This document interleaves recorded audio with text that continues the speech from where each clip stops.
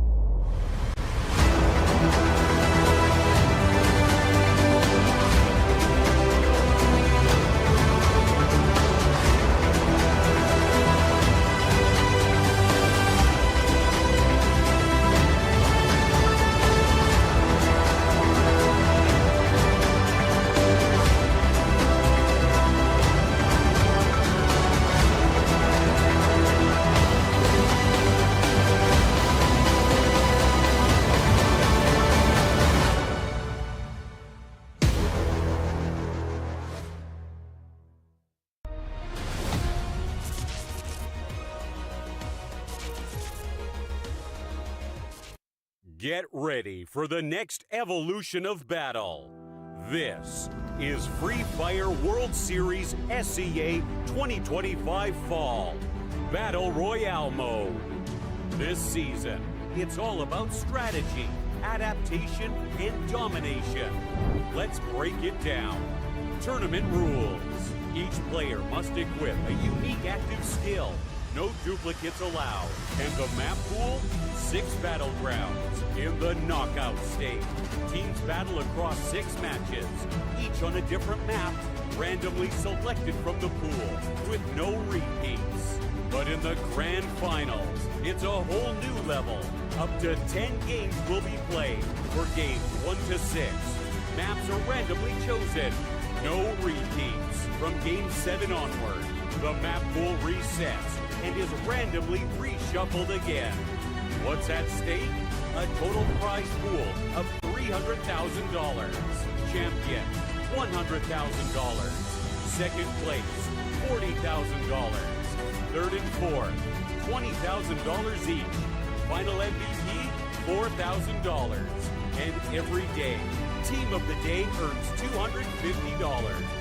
The journey begins August 15th. The knockout stage runs for 6 weeks. Week 1 to 2, 18 teams, 3 groups, 12 matches each. Each day, matches are played between 2 groups, A versus B, B versus C, A versus C. After 36 total matches, teams are ranked 1 to 18. Week 3 to 5, the first place qualifier. Starting August 30th, top 12 teams battle it out. The winner of each day secures a grand final slot.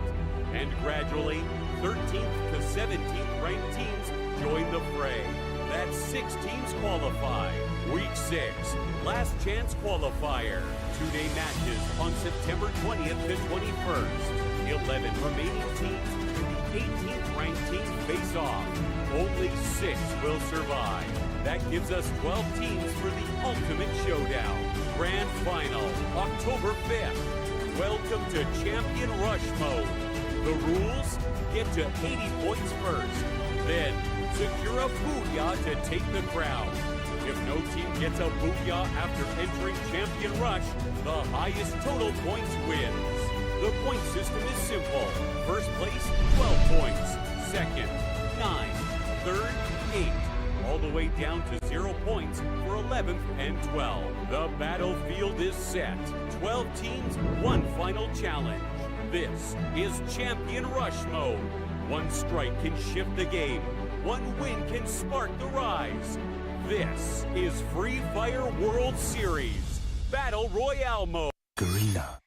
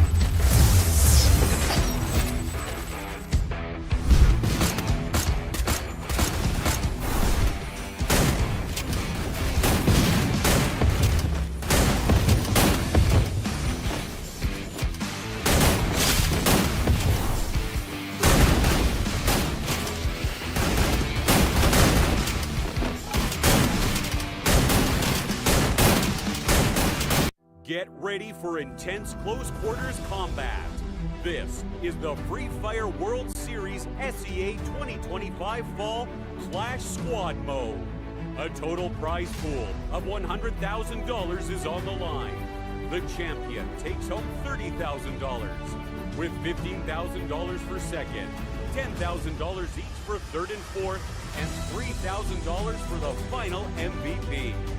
Map pool, best of 3, Bermuda, Kalahari, Nextera.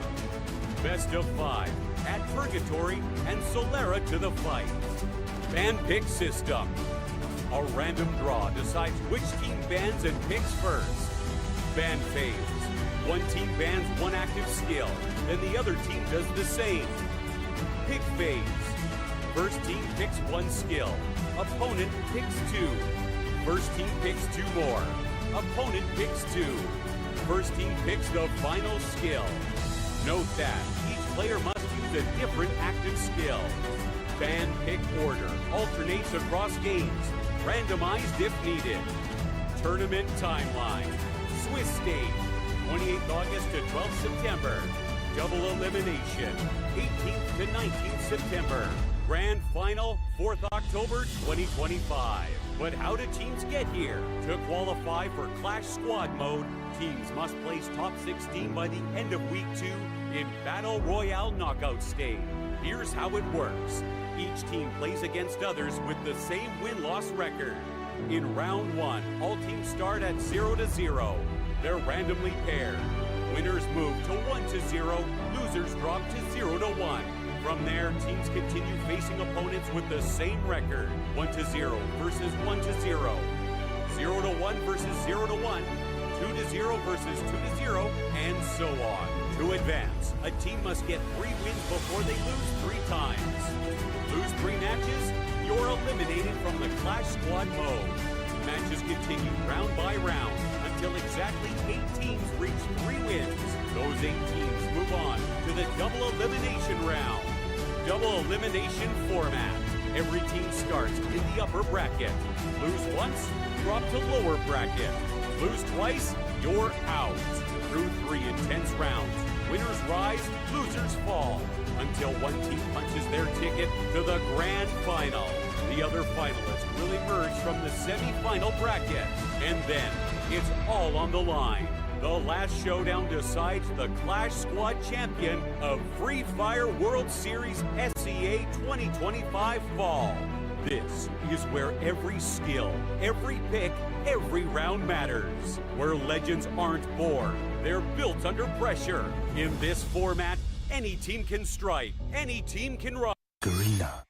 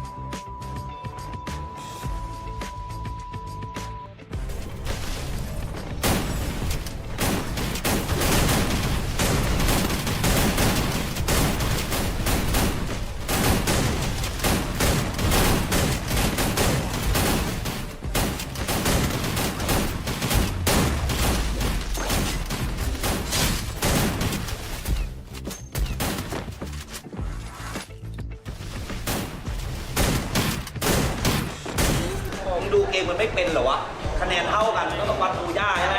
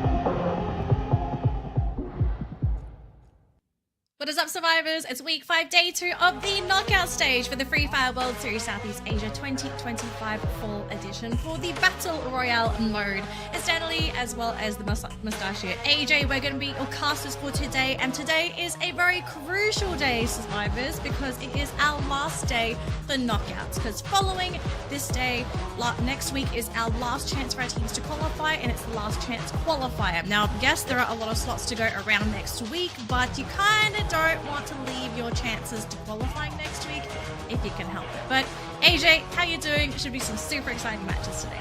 Absolutely. I mean, we were obviously all looking at our underdogs, right? Because in phase 2, week after week, yes, we do kick off the action. And before we get deeper into the action, a little bit of extra zest that you see out of there on the players, especially from the side of Vietnam, it's because of the secret recipe right down there at the bottom. Our sponsors, and if you didn't know, Red Bull Zinc and Vitamin from Thailand is supplemented from Zinc B3 as well as B6, featuring a mild taste that helps players stay highly focused and seize seize every opportunity to achieve stylish booyah victories. And that's exactly what we saw one of our underdogs do. That was Onyx. They got introduced last week. They had a day of play yesterday, and then boom, fantastically have managed to qualify. In that same fashion, I'm expecting Expand to dance out there. I think not just Expand, I know yesterday we also introduced Kagendra into the pool and they did remarkably well. So I think both of us have got our eyes on some of the newer teams, or not really new teams, but our latecomers into the competition. We do have our top 3 rankings, our predictions for today. And I mean, AJ, you're rocking the Expand flag, I'm rocking Kagendra, but we also have some old faces. I mean, EVOS, I think it's really hard for us not to put EVOS as our prediction. They were so close yesterday, but they fell short at the worst round possible. Yeah, I don't know if that's good news or not, but I know it's horrible news for the teams that are vying for that final week where it's going to be easy. Yeah, I don't think it's going to be that easy right now. But of course, this is what you're looking at in the knockout stage, and this is what we're currently going through. This is phase 2, where through 3 weeks, each and every single day of play, the top team gets to move on to the grand finals. And then the final chance, the last chance, is on week 6, where obviously the top 6 will join the 6 that have already moved on in the grand finals. And if we do happen to drop on a situation where we need to call forth on the tiebreaker, this are the breaks in the following order. Yeah, so we're going to start with Booyahs, followed by eliminations, and then the final round is going to be all on survival ranks, which we're going to have to pay attention to what that final map is going to be today, because certain, as we said yesterday, certain teams are going to be hoping certain maps are going to be that very last map, assuming things go that far, because it is the 3rd win condition if we have tied the previous 2. And as always, we do have our extremely fun one unique active skill rule set in play as well. And AJ, I've been loving this because we have seen so much more diversity in competitive Free Fire this season. Yeah, diversity as well as a lot of shock factor that this has brought into the competition, because now many of the teams out there, they're on equal playing ground, right? Because you don't have 4 monstrous players out there who can do the same thing, which is go out and get a few eliminations.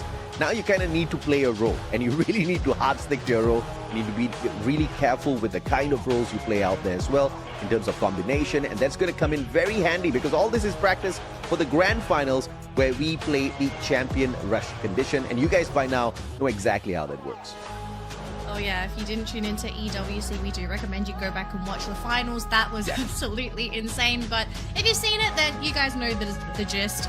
I think we're expecting something.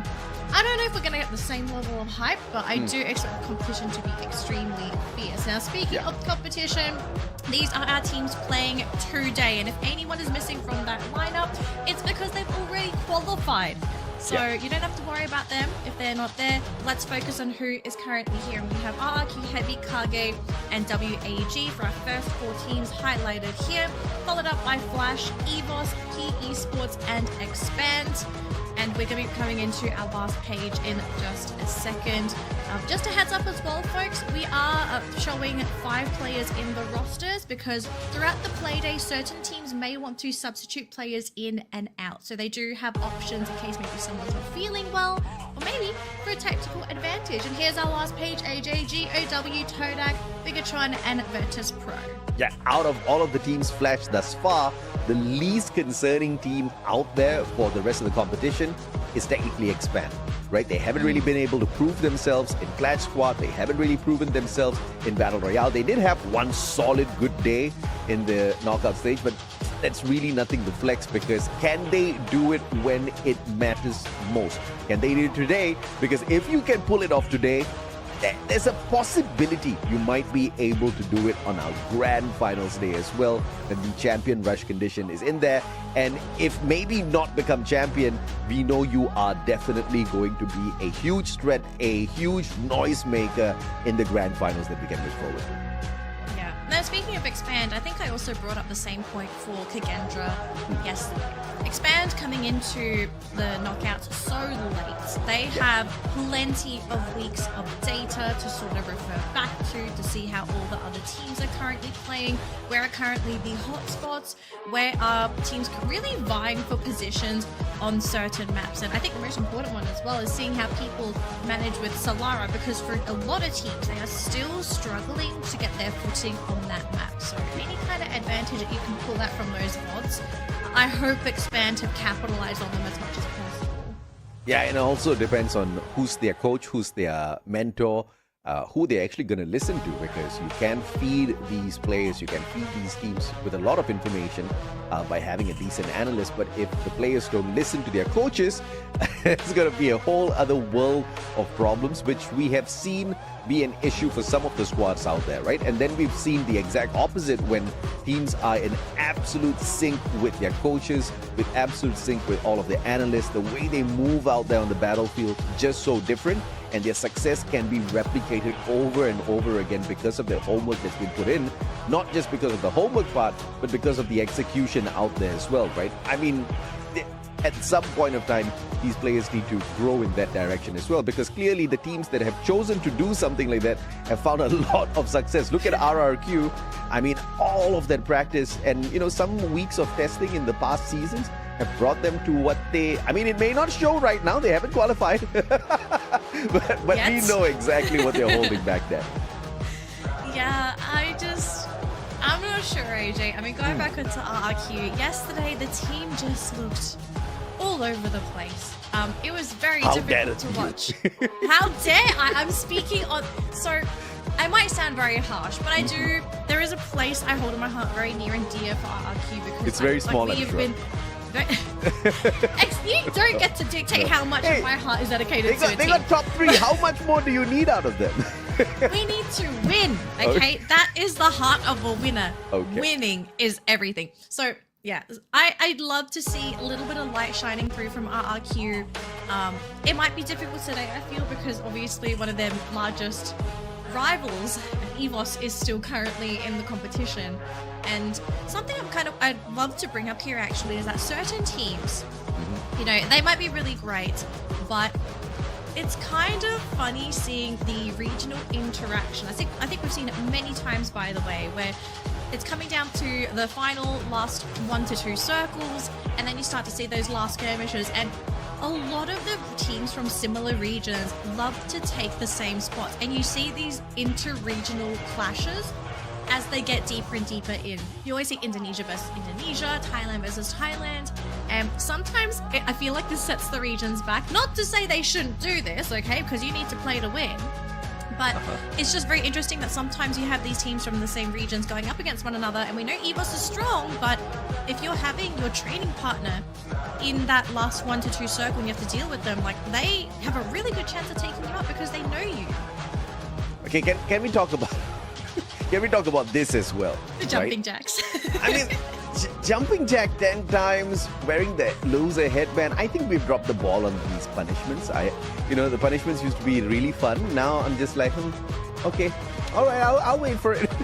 I am not satisfied with just headbands. And I want the production team to know this. I want more. Listen, next thing you know, Danny, they're getting us involved in this as well. Well, I don't get it. How do we lose in this? We're not competing. it's like that one time Yunsul put on the headband as well. Yeah, okay, sure. But I will make one complaint about the headband, okay? Yep. I've seen some of the players do this. They use their hair and they'll cover the loser part on the headband. Hey, yeah, I saw that yesterday. You gotta play it smart. I mean, 10 points for IQ play there. And it's going to be map number 1, ladies and gentlemen, boys and girls. It is going to be Solara. And this is where usually we expect Buriram to dance and play. But they've qualified already. So we get to focus down on teams like WAG Heavy as well as Bigatron. Yeah, so there was a lot of expectations yesterday on Bigatron to perform, but they fell a little bit short. So maybe today is going to be the redemption arc for them because... Yeah, it was a very disappointing performance for Bigatron, especially when at one point, you know, they were crowned the kings of Solara. So kind of surprising to see them sort of fall short on one of their signature maps, but maybe they'll prove us wrong now. They say, oh, yesterday was just a minor mishap. With a P90, this guy, from that sort of a distance, he's just a hopeful sprayer, you know? You don't even need to pray because you know you're not going to hit it like that. But Kyung's just being cheeky, thought he could get lucky. Who knows, the other guy hasn't picked up a helmet just yet. And sometimes, you know, you just walk away with games like that. But of course, the P90, not going to be the most helpful in a situation like that. And speaking of which, I wanted to highlight Virtus Pro. They're the only Thai squad that has not qualified for the grand finals yet. Yeah, they haven't qualified. To be fair, yesterday they didn't look that great either. I'm not sure if it was just a case of it not really being their day, but yeah, I think a lot of people were sort of surprised because VP did reasonably well during Clash Squad. You know, they very, very strong teams in those engagements, but it just seems like they haven't really managed to find their footing in Battle Royale yet. Today's another opportunity, right? So still plenty of times to try and get it. Speaking of times to grab those elims, nice elim there from LBT, catching out Demon, who was just on his own, bit of a scouting mission, but crucial information there for GOW now. Yeah, usually you expect a flying Demon, but that was a flying LBT and a crushed Demon. Fortunate for that guy, he was all alone, and well, LBT didn't even need his backup. The Trogon alone was able to secure that, but now Kagendra looking for a team that does fairly well on Solara Heavy with just one straggler, but it looks like they are going to be able to find a long-range connection here. Alan has paused his stride as well. AC-80 in hand, fights the tag, and it's teamwork, baby. Easy for Dead. Beautiful knockdown. Yeah, that was quite easy to make Alan dead there. So well done there for Dead. Nice little point. Easy point as well. Just to point out as well, actually, for yesterday, Heavy was the first team to secure Abuya with a total score of 35, AJ. I don't think everyone's going to be expecting the same scoreline from Heavy, but I think definitely going to be a few extra eyeballs on this team in case they do perform like that again. Speaking of performing, can Ditz perform on Hong M? Can't quite get it. You know, sometimes every shot you don't take is every shot you miss. Oh, beautifully connected there with Ditz. As the M590 in hand, and annoyingly, the players of Flash right on top, and there we go. taking advantage at the right time there with the VSK. 18 Dia though, no defense for him, ripped down by the Riptide Rhythm, but Death just could not finish it off in time. Pulls out the VSK again, but pressure from the back. 18 Dia with the Mag 7 continues to bring on the Thunder, and they knock yet another player down to the ground.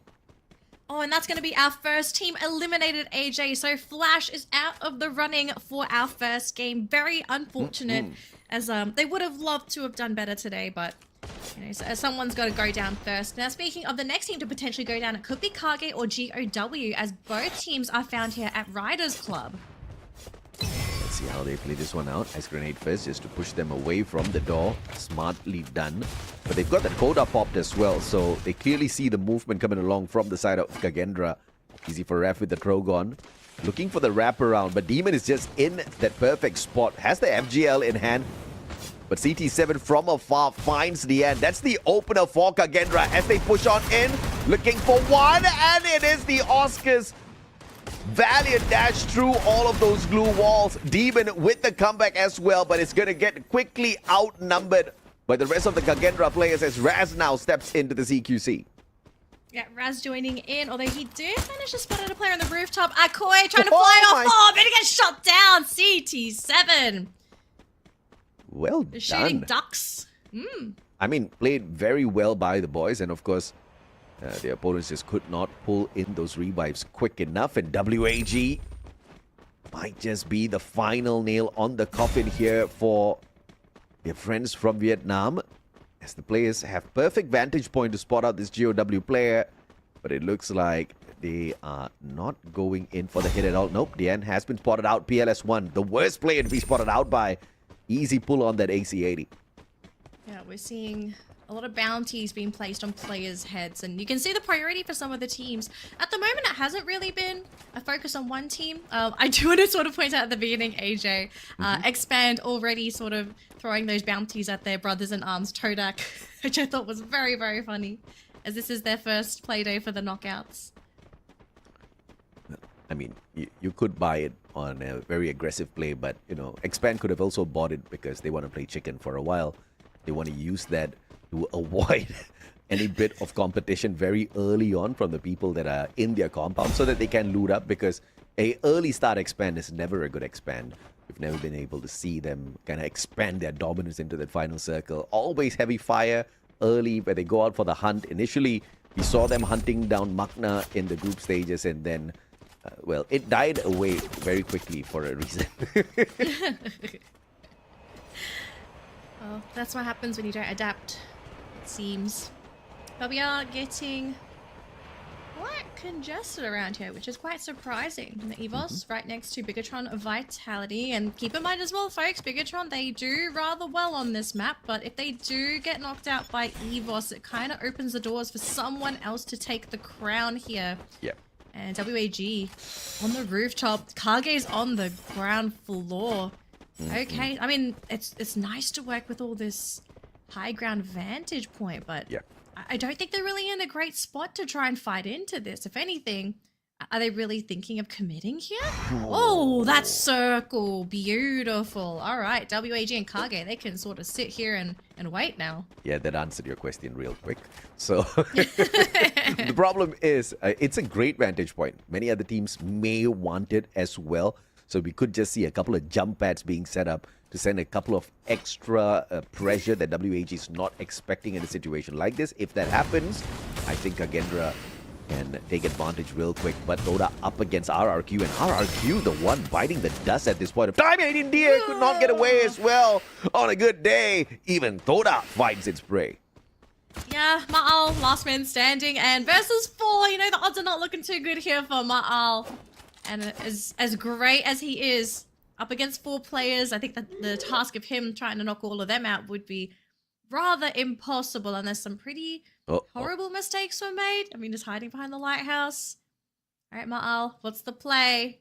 All right, Faiz, he did throw one pot shot at him. And it looks like Ma'al losing half of his health there. Yeah, this is an inevitable death. And RRQ, 11th place, just off to a terrible start today. I mean, I'm not surprised, but I am surprised as to who got the elimination on them very quick with the execution as well. Toda, right place, right time. Also, right follow-up with the initial pressure. They didn't back away. They didn't allow Ma'al to get away with that, pulling those revives again. So, great execution by the Malaysian squad. Now, can we see yet another Malaysian team perform well here with that high ground advantage expand? They see the movements of the players of GOW, but they are both chasing the circle. Expand's not really in the best of spots. Yeah, I mean, Luki, he is on the high ground, but that team's kind of hesitating, deciding when they want to fight. They do reveal themselves, though. Unfortunately, not really going to do anything with that shot yet. So, Expand. I wonder how creative they're going to have to get to try and find a safe way into that next circle, because they're going to be expecting some company if they go in the same direction as GOW. Yeah, I think they want some company. These boys are definitely hungry for points, and they've looted up decently well.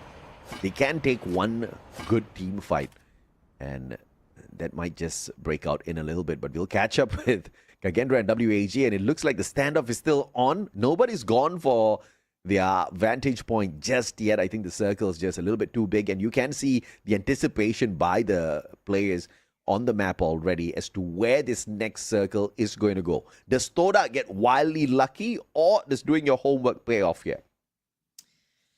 Oh no, okay, so homework was clearly not done by some people, as a CT7 going to be chopped down. And WAG, I mean, they have that high vantage point still, but they're going to have to move. But Kagendra, they're waiting for them on the ground. I don't know how safely they'll be able to get down there. Akoi, though, unfortunately, is caught by Heavy. So it looks like Heavy's starting to bring that firepower in as they hit their way into that circle. And GOW, I don't know how they're going to cut through Heavy, especially with how bloodthirsty bloodthirsty this team was yesterday. They do it through Virtus Pro. Virtus Pro looking for the wraparound into the next circle as well. They'll have to get through Vitality, but first scanned out by Heavy. All 4 of them caught with their pants down.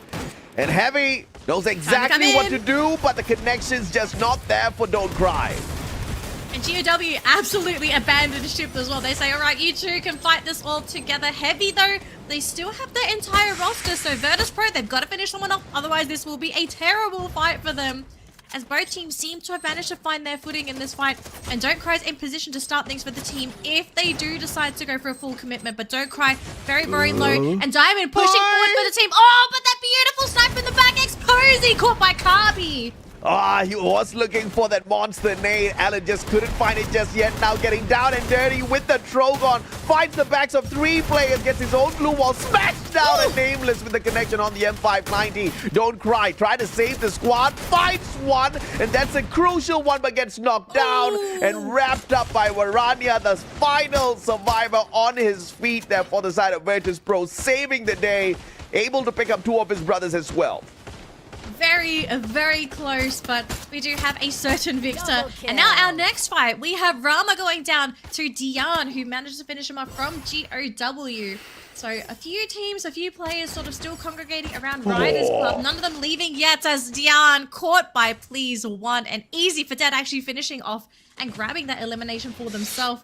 Now, it looks like Expand stuck in the same compound here as Cargate. And look at that, Cargate rushing in and too fast, already on the ground, way too fast. And Vault, next one to follow. Kagendra, up to 6 eliminations. The possibility of that Valiant dash to just dismantle your confidence in an instant as it shocks you, it stuns you. It got Expand at that point of time. Kagendra walking away. And we all saw how good they were at Clash Squad, so that was no surprise at all in that 2v2 fight. Now, PE Sports getting this next circle. They don't have to move, and everybody else is going to come rushing at them. It's all about the timing here. We've got 20 seconds before the next circle moves. 20 seconds, and how quickly can these teams get in WAG? All right, they're going to send Bambo first. Just making sure in case anything goes sideways, they still have the time turner. So really nice entry point there for WAG. They've got a boulder to hide behind. They've just got to worry about their 6 o'clock now and make sure that they don't get sniped in the backside. As we now switch on over to EVOS, who have found a little hidey hole for themselves, but they do have to be a little cautious of some of the other Indonesian teams. I believe Bigatron was one of their neighbors. And Demon from GOW. Someone's trying to tap his head. They can't quite get the angle yet. But Todak, though, actually catching out a couple of EVOS players on the other side of the map, it seems. Ref managed to go in for their long wraparound, but PLS1 fighting the final player on the side of GOW, taking them out in the 8th spot. EVOS gonna have some rotation problems here. They haven't gotten into the next safe zone, and the blue is hot behind them. They're trying to put on pressure onto the Bigatron players, but it is Stoda that takes advantage from inside the circle. And looks like, oh, nice little consolation there. Coach Shield finishing off Raf as he was dropped to the ground. EVOS, though, still running in with 3 men. Koja from Bigatron, though, is down on the ground as they have fallen into a bit of a skirmish here against Todak. And so far, Todak looking really strong today, AJ. Up to 9 eliminations in our first match. I mean, monstrous play by Todak. What has gotten into these boys? Now, you gotta wish you saw that every single day from the Malaysian squads. But my, oh my, on a performance indeed. 6th spot, Kagendra, they booked their ticket out of here. WAG up against PE Sports. Deep in this map, we've got a all-out Vietnamese battle and the 1v1 trade. Nolan dropping T Kui and him doing the exact opposite, but in 3v4 as PE Sports picks up all of those players. Van Vo turns his back at the wrong time, but saved by his brother's glue wall. But now cannot be saved anymore. Distracted by Diamond. PE Sports still has their wits about them. I mean, they take out WAG, but on the sidelines, EVOS threw in a glue wall melter and blew the entire team wide open. So EVOS are now looking to finish off Todak here, but you can see on the other side as well, we do have PE looking to stick their nose into someone else's business, and Todak are still surviving. They've got a player on the ground. Coach Hill bleeds out. It's just Rasia left here for EVOS, and actually Diamond, the last player VP, also still standing. So we do have a couple of sole survivors left, but look at how claustrophobic the circle is. We have numerous teams staying around. Rasia trying to go to the other side, super low. He goes down to Vindles. I mean, amazing play here from Toda so far. 11 eliminations, unbelievable performance. And now down at the bottom, PE Sports hanging on for the dear lives. Jonah has got the deadly weapon, the M79 in hand, but they cannot smash through the time turner as well. Pulled out very smartly here from the Toda players as they now finally circle on in. How many time turners do they even hold? PE Sports could not hang on against the Malaysians this time round. Oh my gosh, what a round by Todak. All they need to do is to finish off Diamond here. They've got to be careful. Noki's on the ground. Diamond's still juking. His health is slowly waning, but does he have the firepower? Not quite enough. What a round for Todak, AJ. Wow. You know, I mean, you were going in the right direction, you know, by cheering for a Malaysian squad field. Yeah, they got pissed off. I think you picked the wrong one. Yeah, they got pissed off. They're like, how? Wait a minute. You chose the Malaysian team, but you chose Expand? What the? Looks like I gotta do this more often. Got light a fire behind them. Yeah, but great plays though. I mean, really solid stuff out of Faiz, especially 7 eliminations strong. Man was rocking his AWM like he owned it.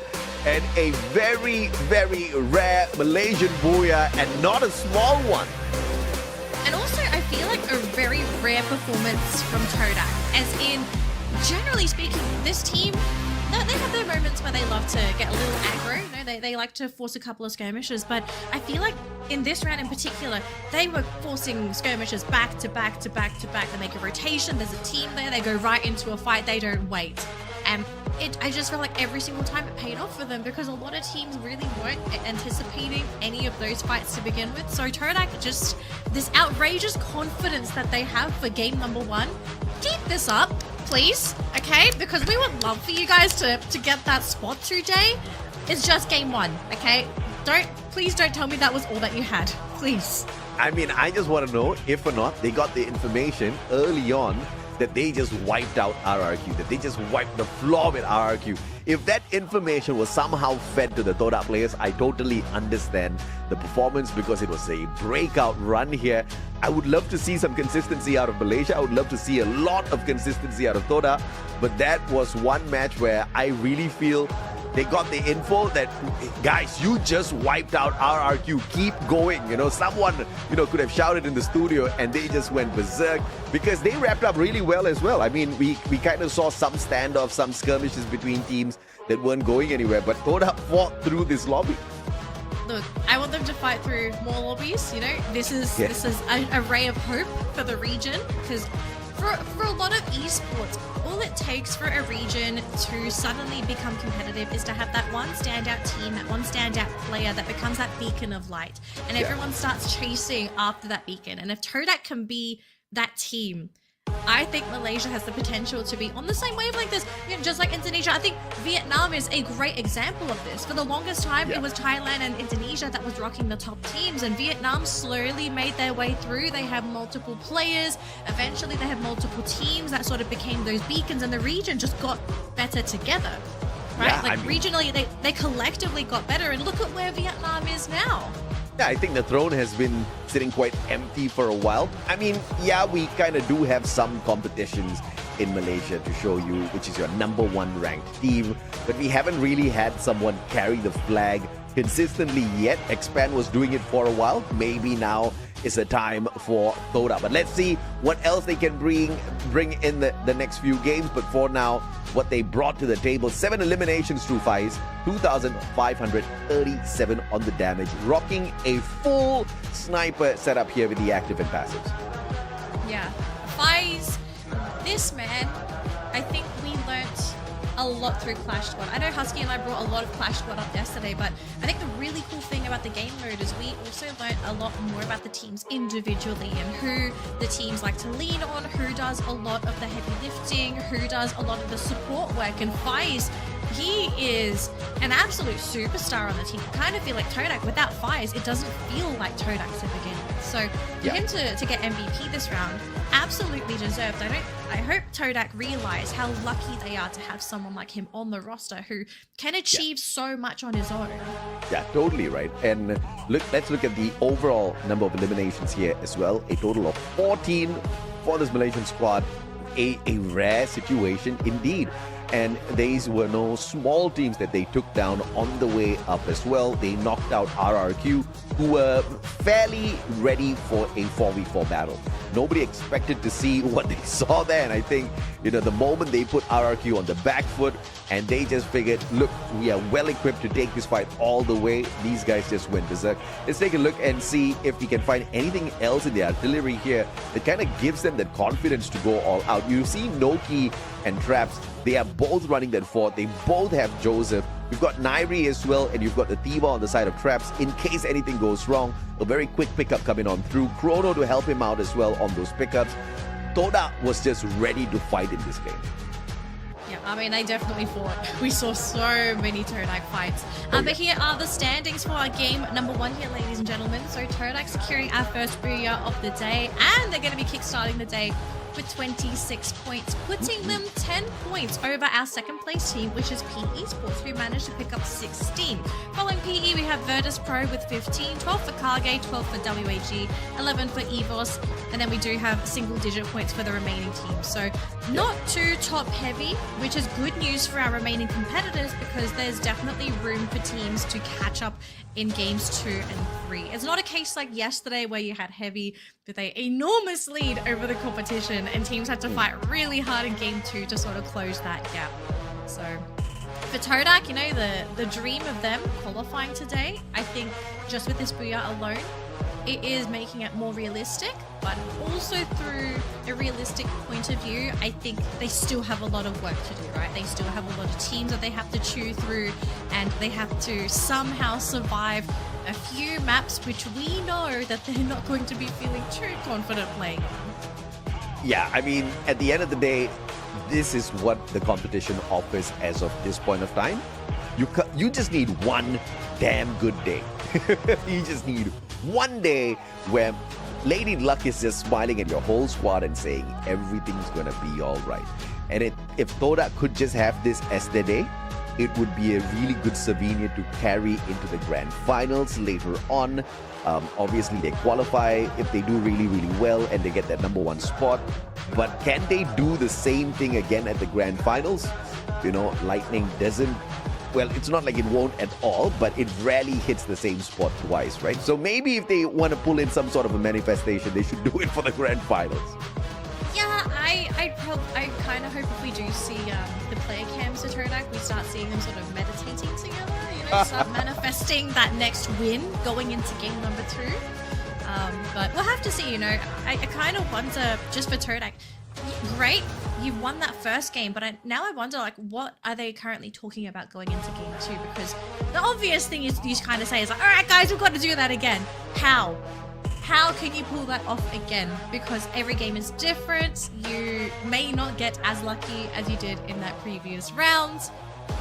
I mean, if Todak are able to pull it into game 2 and 3, a similar performance, I think my hopes in this team will definitely rise with them. But I do have my reservations because we also have a lot of very capable teams in this lobby that can also cut them down after that first game. Yeah, you're thinking of Toda trying to figure out how can they keep this up, and you've got Expand on the other end trying to figure out, wait a minute, how did you do that? I want to do it too. So, yeah, I mean, if they can, we can, right? I'm sure, of course. I want to have what he's having. And the other teams are kind of trying to figure that out as well. It hasn't been hard now that it's just so difficult to read where that final circle is going to be. Of course, you can put in a little bit of homework, but you never know what the algorithm is going to be like. And now luck is just a factor that's so much more needed.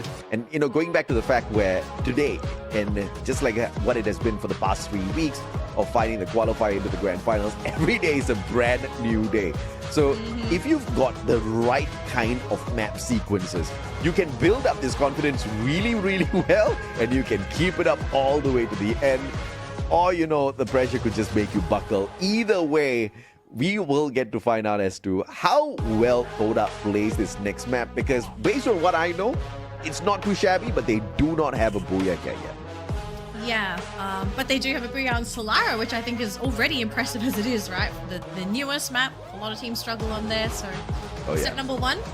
Let's focus on some of our Indonesian teams. Here we have a head-to-head between 18 Deer and Russia, RRQ versus EVOS. And the numbers, it's pretty interesting to see the difference in numbers because for 18 Deer, you can the eliminations very, very close, right? Yeah. Like fundamentally, the two players do the same thing, but for 18 Deer, he provides a lot more utility to the team compared to Russia, which it's classic Russia. That guy just clicks heads. Yeah, that's his job. That is his only job. No, his job is... If it wasn't for Russia reviving the players of EVOS again and again and again and again and again in all those matches at EWC, EVOS would not be the EWC champions as of this point of time. This guy is crazy. I'm surprised to see 18 Deer has got more revives than Russia. I think the EVOS players aren't dying enough. Maybe it could be the other end of the spectrum. It could be RRQ maybe dying a little too much because we also have to remember, right? RRQ hasn't necessarily had the best, games. That's a damn good point. Yeah, so we'll see if that turns around at some point, which I think we're all kind of hoping RRQ kind of, wakes up. But game number 1 so far, it's not looking too good, but maybe game 2 onwards, who knows? Maybe the Red Bull needs a couple games to sort of kick in. I know mine's already kicked in, so we're all Gucci over here. But on to Purgatory, folks, and at the moment, we've got Flash and Bigatron going in for a little bit of a hot drop, although it looks like Flash are looking to abandon ship as well. They say, nah, we don't want this. Well, let's see exactly what Bigatron wants here at Forge, and Team Flash wants nothing of it. We need to loot up first, they say to each other, as they quickly try to split away from the Bigatron players, and it seems like the same thought echoes here as well. Everybody just focusing on the initial loot, which is a good way to take this. I know yesterday we actually saw a lot of teams really focus on looting rather than shooting, which you might think is a bit odd for a battle royale, but what you have on you can really determine whether you come out of these fights a certain winner or potentially just getting knocked out. So I do like it sometimes to have some of these slower games because then all of a sudden these skirmishes become a lot more tactical, a lot more calculative because you need to be very wary of what your opponents have. And well, we got our first blood there. Indeed, and now it looks like Bigatron up against Flash is going to be something that could just happen here. Of course, some points on the ground, distracting them a tad bit, still finding the angles to work against Team Flash. Kyong doesn't have a lot of those glue walls, so needs to be really careful with this approach, and neither does Diggs, but they are desperate for these points. Yeah, I guess what they're kind of hoping will happen here is they snowball with these eliminations, but I kind of feel like Flash are bringing them on a very long trip. No, they're just buying time. Look at right behind them. Ezreal is going in for that long wraparound. So yes, very few utilities left here on the boys down at the bottom for Bigatron, but they're trying to flank around from the back to have an extra bit of advantage, maybe 2 extra points. So smartly played to catch up with that action in a bit as Virtus Pro tries to distract themselves. A little bit of action here, but they found the wrong distraction. Noki, beautiful knockdown, finding Diamond, the most lethal player in that CQC. And Virtus Pro getting knocked one after the other. Surprisingly, Toda still has the fire. Toda? What is going on? Oh my gosh, I mean, they do buy back Diamond and Nameless. We'll have to check him out a little bit later on. But Deeks, not so lucky himself. And Kyong, he's been backstabbed as well. And Bigatron. What? Are they about to lose everything here and now? How in the world do you pull off a long flank like that and still drop the ball, Ezreal? AJ, you said Bigatron. GG, brothers. You said Bigatron were the ones pulling the largest flank in the world. I think Flash did it because they brought their whole team in. I mean, how unfortunate. Around the world in 90 days, right there.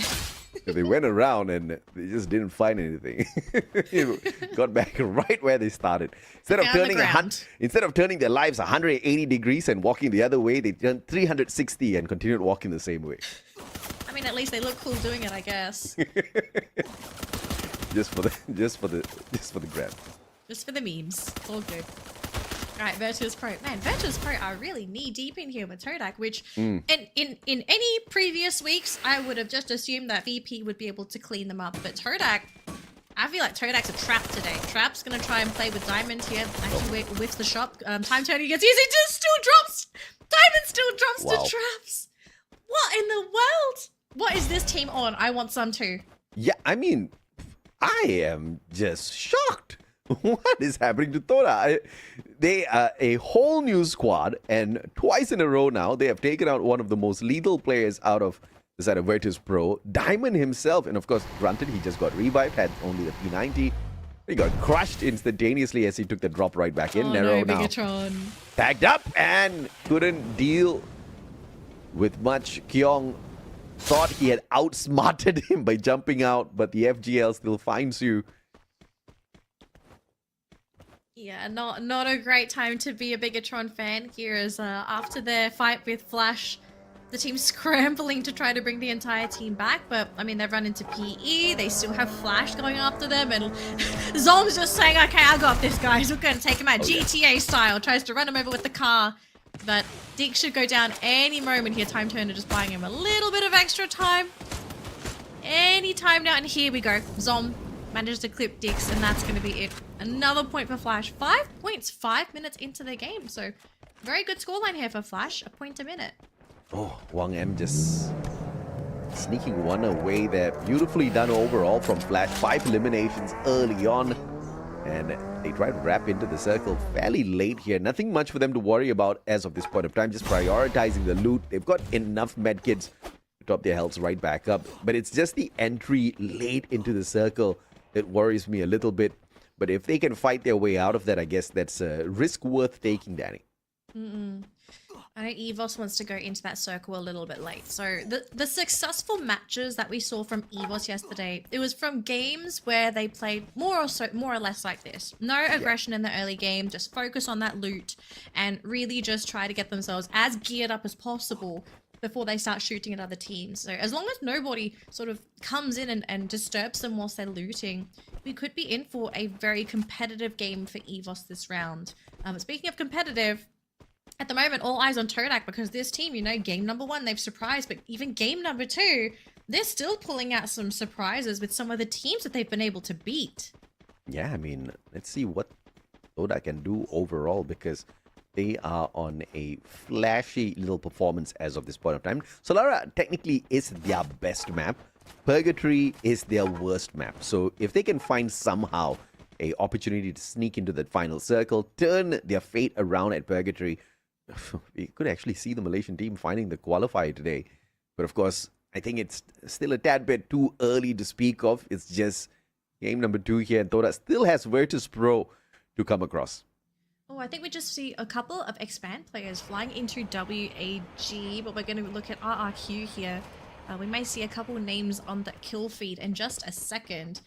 But at the moment, a bounty set on Nero from PE. So RRQ, I kind of wonder what the plan is for RRQ this round, because they didn't have a great round number 1, but even then they don't really have so many great games. WAG finally running into Expand, and Rama from Expand first one to go down, followed by Tufas. My God. And a bit of a bloodbath here with Expand players just absolutely cleaned up by WAG. Yeah, I think you kind of regret launching a team there. I mean, so that was it's like shooting fish in a barrel. The next ball, just dangerous with the M79, just popped everyone and himself.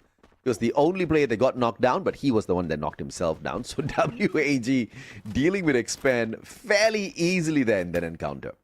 Yeah, it's smooth as butter. Speaking of smooth as butter, we've got RRQ and Kagendra right next to each other, and they're both fully aware of the other team's presence, so trying to figure out what to do next if they want to leave that compound and maybe try and go for a fight. Speaking of fights though, I don't know how, I don't know why, but Todak just continues to find Virtus Pro, and they're actually going to play safe this time. Okay, I thought they would maybe try their luck, but I think they're also realizing that if they push a little bit too hard, that everything that they've built, their sandcastle, might just sort of come crumbling down. So I do like this little safe play here for Todak. Just focus a little bit more on the loots whilst the circle doesn't hurt. I mean, I think it's a fairly decent rotation for the Malaysian squad. Understanding that they can tank the blue as of this point of time, giving them a safe pathway. But of course, luck will have to play its own role a little bit later on. Hopefully they don't find anyone on their way in. Nades back and forth, but mostly glue wall melters, so nothing to worry about in terms of the damage. And that Steffi being pulled is going to be a opportune timing here, but neither one's pulling it out. And PE Sports, Nolan just running through all of them. And just bumping them down with the Trogon. Finally gets knocked down. Jonah has the ACD in hand. Can't go in for the save. Gets himself knocked down. But it's not them. It's RRQ joining in.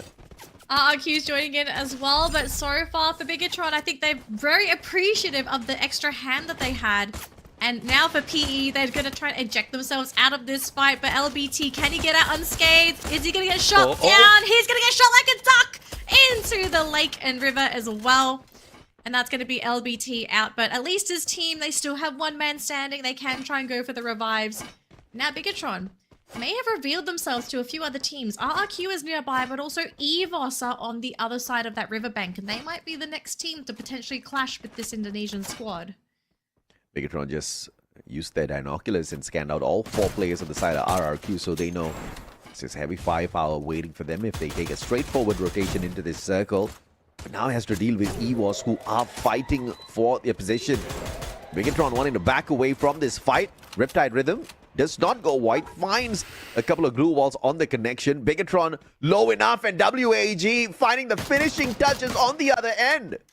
Oh, Courage, they're getting caught by Coach Shield. Dick's gonna try and get himself out of there. Bullets, oh, they land at just the right time. And that's Bigatron out of the game. Deleted by EVOS. Very unfortunate. And now it looks like EVOS, their next battle is going to be up against Flash with Death. Going to be achieving imminent death unless these bullets don't connect, and that seems to be the case. So he's still bleeding on the ground, but you know, Aim God, this man's looking for blood. He's ready to find his next target. These blue walls, though, being a bit of a problem. And now Hong looking to front this for the team. And EVOS, I think that, are they trying to save resources? They're playing very iffy. We're thinking of Death. They found him and isolate his teams all alone. They actually even dash onto him as well. They catch out Death again. Flash. Death can't catch a grip, but Ray ends up being dropped by the Zom this time, and all of a sudden it's going to be one down. GOW launching themselves towards the fight as well. We could be seeing a third party any second now. Coach Shield, his lands are not landing, but he's going to be the next one to go down. Aim God and Rasia, last 2 players left. Aim God down, but Hongam also gets caught. Shin going down to Rasia, and now it's a 1v1. AJ Hongam is going to go for the pickup onto Zom. Coach and Aim God are still there, but I think Coach might be picked up in just the right second. He will be caught though. Zom catching Coach and Rasia just gonna have to go into survival mode, but does it matter? It doesn't. Zom cutting down EVOS's hopes and dreams. My God, what a clash, and EVOS just couldn't step away from the ruthlessness of Team Flash in that engagement. 2 players still standing, good enough, but now how do they get into this next zone? PE Sports looking for it as well, as they do manage to scan out a couple of players on their right-hand side. Taking a straightforward approach is going to be fairly difficult as well, and Team Flash of all times is flying right in front of them. PE Sports stands close to no chance of making it past them.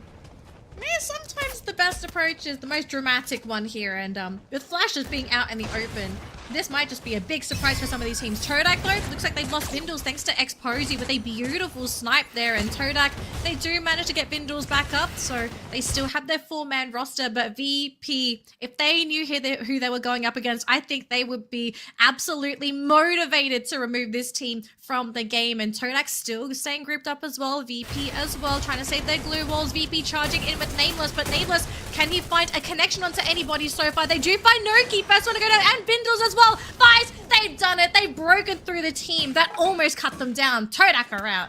Whoa, I mean, they tried the fighting route this time around, but they just came across some bigger fighters in Virtus Pro. Once again, the only Thai squad who has not qualified early for the grand finals.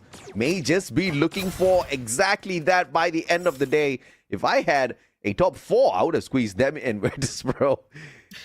They are in the perfect knocking spot now to tease WAG and together with Kagendra take them out of the race. Yeah. Now look at how small this circle is. So many teams in such a small area of golf course. I think the question we have now is what is going to happen next? So many teams occupying that top section and the circle is going to shift more towards GOW. So all of a sudden, such little real estate and so many teams. It's going to get really competitive at the auction house today, AJ.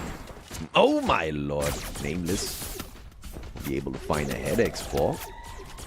Very quick pickup coming on through from the side of WAG. Still looking for whatever they can rip away. Does manage to find one decent connection where it is Pro picking each other right back up. But this monster truck is not the perfect defense, and Virtus Pro just finding that out the hard way here. The blue has now left them high and dry with everybody taking their shots at them. Oh man, WAG so focused in on getting rid of VP. Maybe Kagendra or Flash could be the ones to sort of flush them out here. And the blue is coming in and WAG have to move themselves. They need to use their glue walls. And we do have Kagendra in that next building. But they might have to leave in a moment if WAG can somehow push their way through. VP will be taken out and RRQ nabbing themselves a bunch of eliminations on the other side as well. Now Kagendra sandwiched in between two teams. It's time to move. That circle is moving hard and fast. And Vanvo next one to drop there for WAG. Down to their last 2 players. It's Tikue and Please One.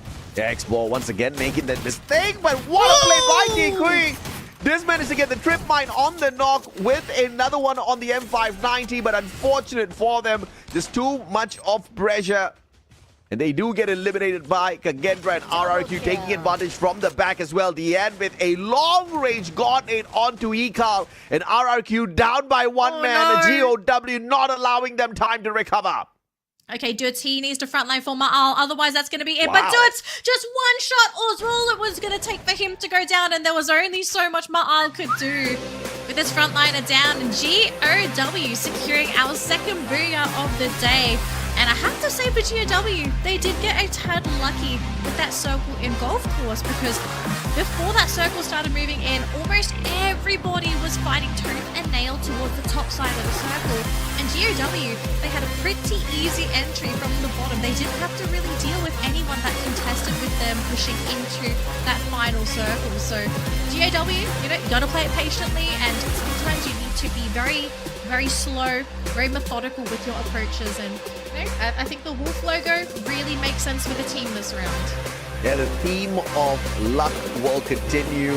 But of course, some of this luck out there manufactured by these teams. GOW just manufacturing their fantastic luck at that final circle showdown with great positioning out there. And overall, they will be able to climb the leaderboard quite a little bit. Not able to catch up with Toda just yet. They did get fairly deep into the circle earlier. Not as far as we would have loved them to go. The consistency just doesn't carry on into game number 2. Yeah, as much as I think everyone would have loved that storyline to continue, there's a mix of luck but also skill involved. And I think in this particular moment, for Todak, they were very close. They just needed to win that fight against Virtus Pro. And then I think the dream may have come alive there. But sometimes, you run into the wrong team in the wrong place as well, mind you. They were in front of a road. There was no natural cover. It was all down to glue walls. And we saw a bunch of melters being deployed. And I think also some of Steffi's abilities too. So throwables was just a non-factor in that battle too. Yep. So very unfortunate, but it's only game 2. We've got plenty of time, and because of the points they got in round 1, they still are in the running to be able to take that first place back. Just a quick check for our next round, and AJ, we do have a couple of substitutions. So for WAG for game number 3, they are going to be bringing Cyrus in, and Vanvo is going to be substituted out. And then for Heavy, we are going to be bringing Boy in and Kavi out.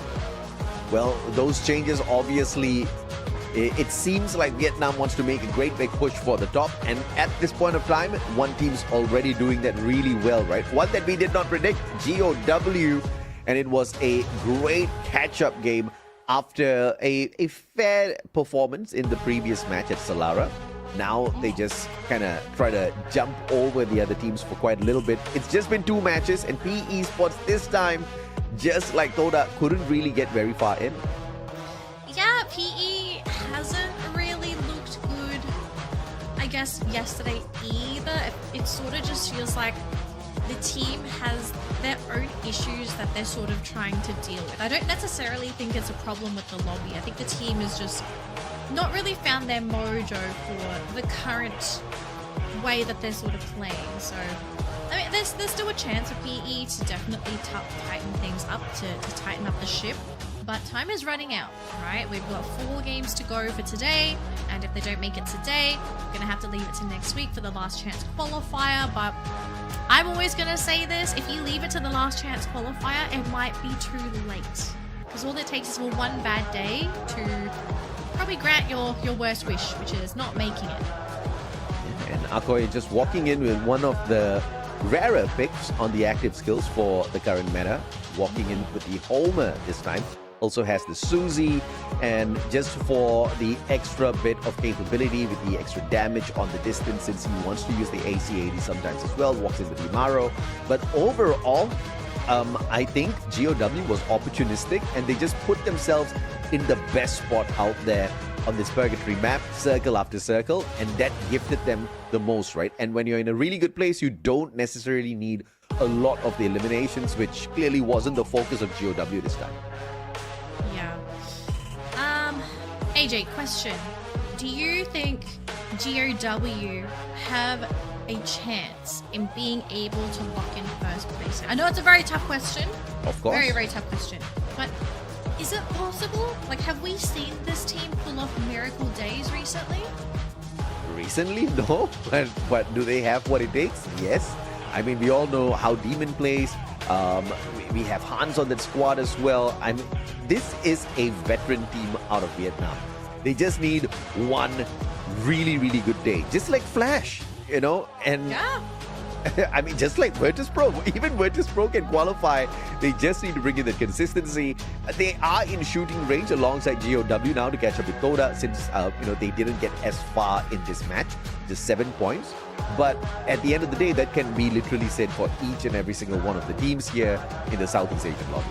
Yeah, and I know our viewers out there are keen to see what the update is for the overall standings, and Todak still in number 1 for now. I think the team is sort of breathing a sigh of relief. They survived long enough in that second game to still stay in first, but now this is when they have to start pulling up those weights and actually doing the lifts themselves, because they are only barely in front of GOW, who's sitting on 27 points. Virtus Pro very close as well, followed by WAG. So lots of competition that can absolutely take over Todak's position. Todak just needs to work really hard for the next 4 games, and the upcoming map is going to be Nextera. And in Nextera, this is where we can potentially see Toda shine. It's one of the maps where they perform decently well.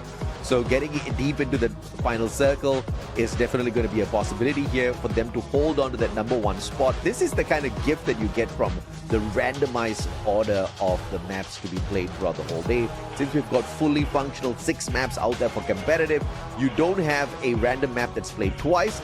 But not knowing the sequence of your own momentum build-up, because you could go from bad, good, or really good to really bad, and bouncing up and down usually kind of keeps you staying on one of the 2 extremes. Fingers crossed for Toda, they go back to what they felt at Solara. Yeah, going back onto the good, bad kind of thing, I think Heavy is sort of experiencing this today. Not map. This is just a full day issue, because they looked amazing yesterday. Heavy looked absolutely stunning. Looked like they could be one of the top contenders. And then today, after 2 maps, they've only picked up 3 points. And it makes you wonder, what happened in the past 24 hours? Because that is a sudden drop in performance. And this is something that you always have to fear with every single play day. Like, just because you have a really good day, it doesn't mean that translates to day 2, unless you are one of the best teams in the region, as in the 0.000001, and only a few teams can consider themselves consistent enough to reliably have good days back to back? Right now, there is no 0.000001. It's been like that. Competition after competition, we just don't see champions coming back in and consistently doing it back to back to back to back, because the state of the game is just such where you do have to play your cards right at every single given moment. The game's really balanced. You can't really, harp on a broken character out there or a broken gun. If passive skills have been balanced, the active skills have been balanced, the guns out there have been balanced. For the first time in a long time, we see so many guns being used in a lobby. We see so many of these active and passive skills being used out there in various combinations as well. So it's really a toss in terms of what you bring out there to the battlefield and what your opponent chooses to bring out, where these, who's going to get that high tier loot as you hit the ground. And now on top of all of that, the circle, the circle read has gotten so much more difficult. So things like that are just keeping each and every single day so exciting, each and every single tournament so exciting, because you just don't know which one of these teams are going to get it done this time around. Who's going to be on that fantastic, phenomenal spree all the way down to the final game of the day. That's what the state of the tournament right now can offer us. Well, jumping into Nextera, I hope we're in for a very exciting game. I hope we don't see same old, because it would be very exciting to see a brand new team pick up a Booyard today. Because I know yesterday we had a couple of repeats. So we've had Todak, we have a GOW, teams that I don't think anybody would have predicted to grab Booyards on these two maps. I kind of wonder who's next. Is it going to be one of our favorites, or are we going to continue with this underdog story today and have another team that doesn't typically pick up Booyards grab this next one for Nextera? Speaking of Nextera stats, actually, AJ, who are our top competitors on this map? Nextera has become the Indonesian map. It's now being dominated by RRQ, EVOS, as well as Bigatron.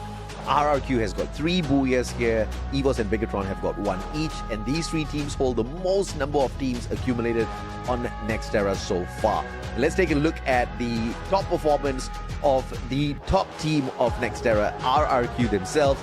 Usually led by Dudes, at least in this particular season. Those grenades have been raking in the damage and eliminations. Yeah, and look at the numbers Dudes is raking in for the team too. It just... He's played such a crazy role setting up for his team, whether it be for Ma'al or Ikal, because we have seen substitutions for RRQ. I know yesterday they actually brought Ikal in and Ma'al out. So yeah, Dudes has played a very important role for the team, just sort of creating those openings so that 18 Deer up, the rest of the team could follow through. It's just... I kind of wish it wasn't all on Dudes sometimes, because I feel that in some of these fights, as if Dudes is one of the first players to go down, or he goes down before he can really achieve anything, RRQ tends to suffer really, really badly. So if they can change maybe their angle of approach, maybe they change how they go into these fights, then maybe we could see a return here for RRQ, because as it stands, from 2 games today, they're currently placed in 7th with 20 points. They are 13 points away from basically making it to first place, which they're not out of the competition 100%. They can make a comeback happen, but it needs to start now, because my hopes for this team were dashed since yesterday's games, and I'm not looking too hopeful just off of the first 2 games, but maybe something changes, maybe something clicks. Sometimes someone has to find the light switch. The room is dark. Hopefully someone finds the switch and the team just starts moving upwards, I suppose. Or maybe they just want to find a Red Bull for themselves. If you guys didn't know already, Red Bull Zinc and Vitamin from Thailand is supplemented with Zinc, B3 and B6, featuring a mild taste that helps players stay highly focused to seize each and every single opportunity out there to achieve stylish Booyah victories. That's exactly what RRQ needs. It's a map where they get it done as always. So the most consistent team here and the most decorated team on Nextera is them. That extra little bit that you're talking about could just be that Red Bull kick that they're looking for, right, in this next match. And we'll get to see that in a little bit.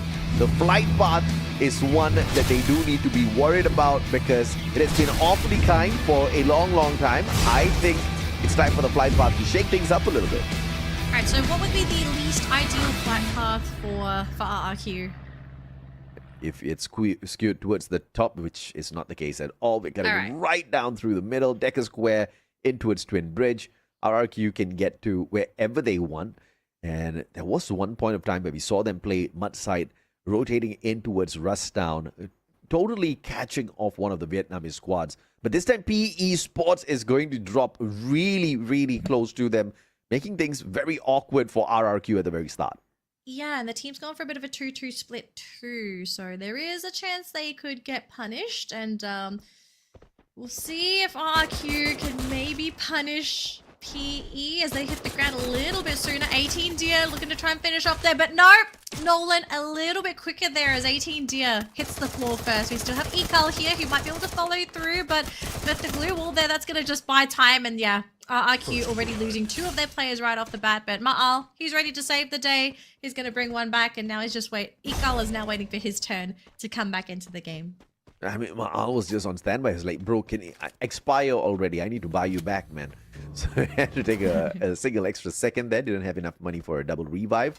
But RRQ obviously right back in it, bringing 2 of their down players back into the rush. WAG is gathering up together at Farmtopia. And as you mentioned earlier, substitutions for Heavy. As we have Bui being brought in for Kabi. RRQ dropping the ball big time! Oh no, 2 players down again for RRQ.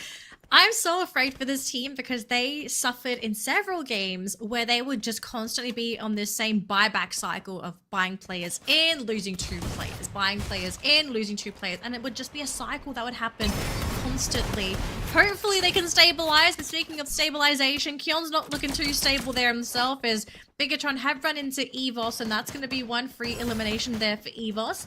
Todak in the meantime though are about to run into their brothers in arms. They're going into Expand, and I think a lot of people are going to be leaning towards Todak in this matchup, but you know, there is a chance at Expand they might be able to outplay their own brothers. Yeah, let's take a look at the comparison between Demon and Faiz here. 50 versus 23 eliminations and 2 fast finds. Faiz Expand. Can they get a 1-up on these boys? Luki says absolutely yes. Noki knocked down as well. Videls has got nowhere else to run. Hunted. Flank from both ends, and Luki on the pressure. Rama with the follow-up. Finding Videls as well, but Traps instantly buys all 3 of his fallen brothers back in. Yeah, buys back all of his fallen brothers in. There is a player for GOW here as well, so it could get a little bit messy if anyone does decide to start shooting. But Dian also buying players back, so everyone's using the same vending machine. EVOS in the meantime, though, still with Bigatron, so it looks like they've been hunting this entire team all game, and Koja not going to be too appreciative of Rasya as he has been knocked down. And they're still trying to find anybody else here. Bigatron losing more players as well. More players than we can speak of. Yeah, it's definitely not a Bigatron game here, AJ. Not yet as of this point of time, unless they go on a massive revival spree and then make the greatest comeback ever. We've seen teams kind of do that in the past. EVOS has definitely done that in the past, but now they are on a potential hunt here, accidentally stumbling upon the players of RRQ. Ma'al could have perfect line of sight up against Aim God, and Aim God spots out Dudes on the other side. Ma'al could have been called in for the backup. Aim God a little bit of trouble, but they do manage to find the attack onto Dudes. 2 players working together. Cold Shield gets the knock, and Aim God should be able to finish this one off. Ooh, and RRQ will continue that revival spree. On the other side, we also saw 18 Deer, but GOW is also in the vicinity, so RRQ is struggling, and Demon, he's found 18 Deer.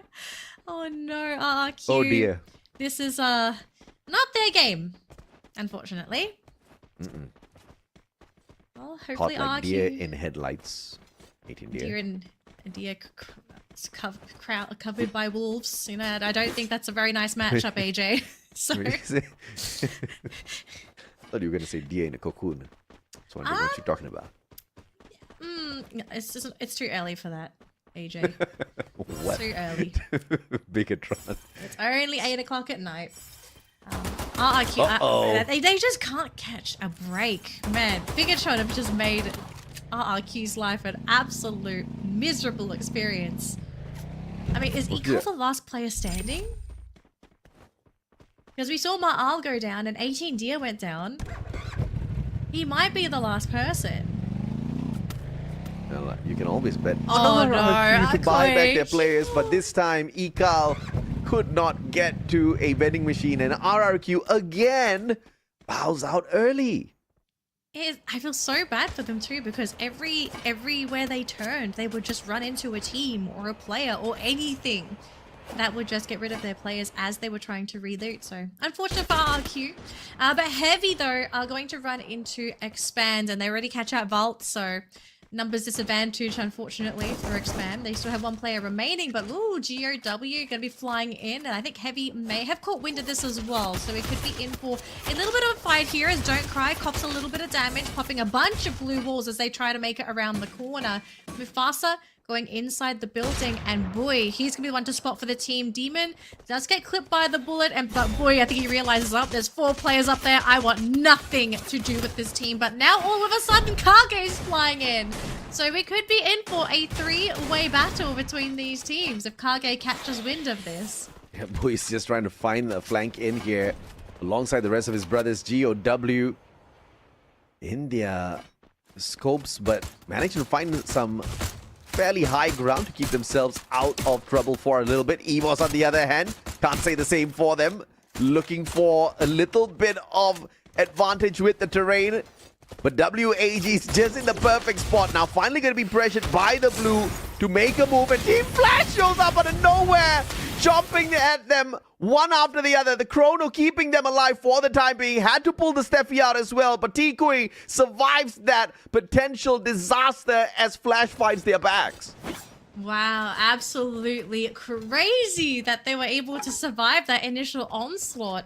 But we could be looking for a round 2 here, because Flash are looking to try to cut WAG off as well, as Flash are the ones that actually need to make it into the circle. So WAG, what's the plan here? Do you want to try and fight into Flash? Because they do have 2 players caught. Please win the first one to go down. And Cyrus is on the ground. And VP's joining them on the rooftop as well. Oh no, WAG caught as a caught in between the sandwich. Well, Diamond taking advantage in the right time there.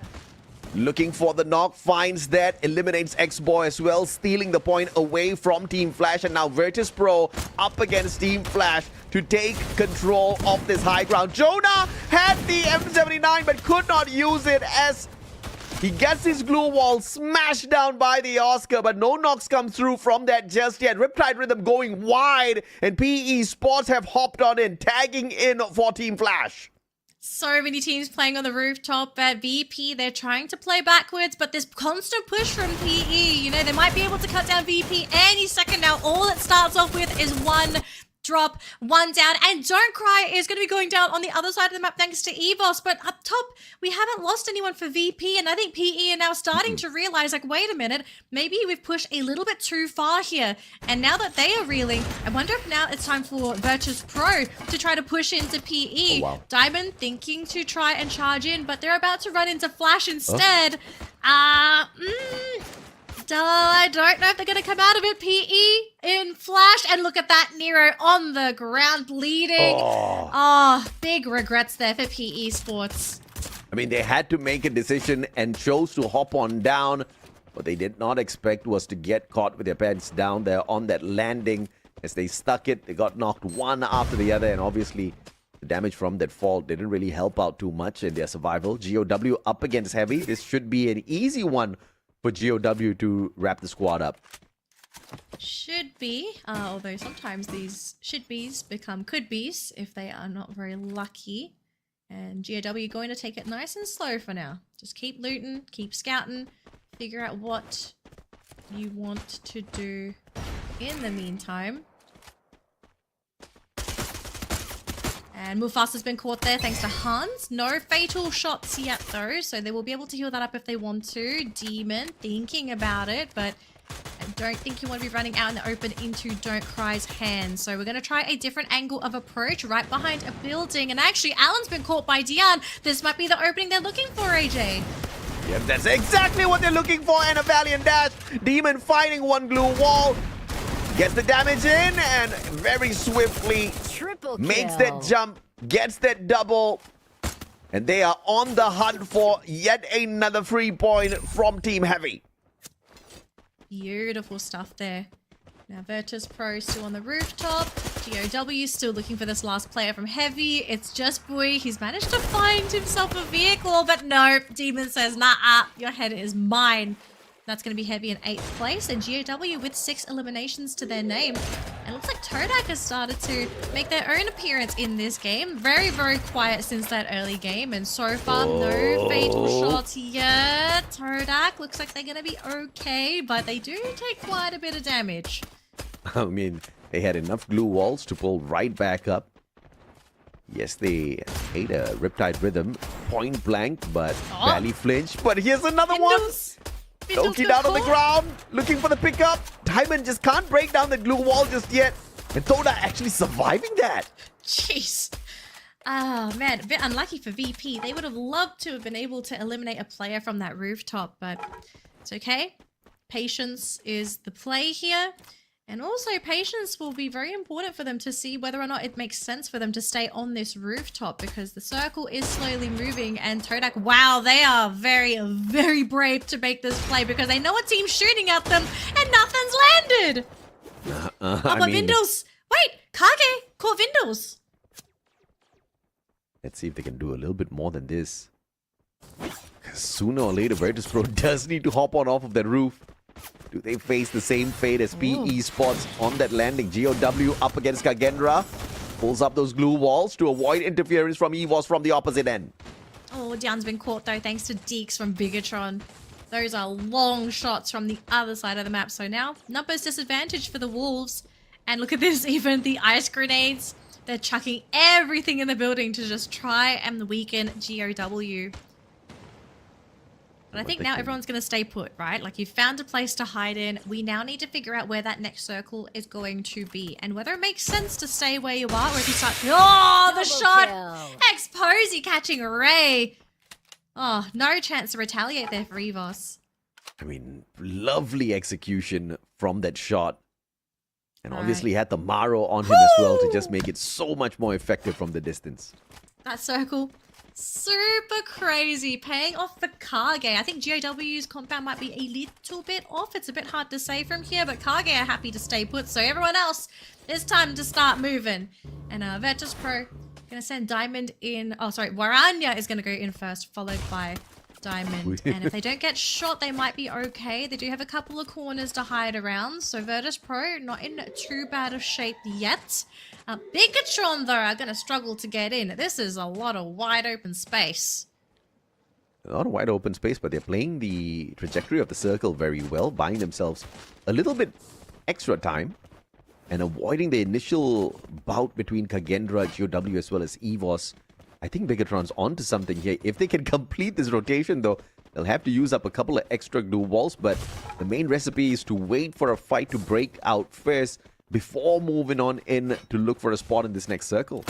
Yeah, VP might be the team that's going to struggle to find anything, because from where they are, there's really nothing. So they'll have to fight tooth and nail to make their way in, and actually Flash are going to launch themselves right in the circle there. So all of a sudden, VP, their biggest contender, is going to be Flash.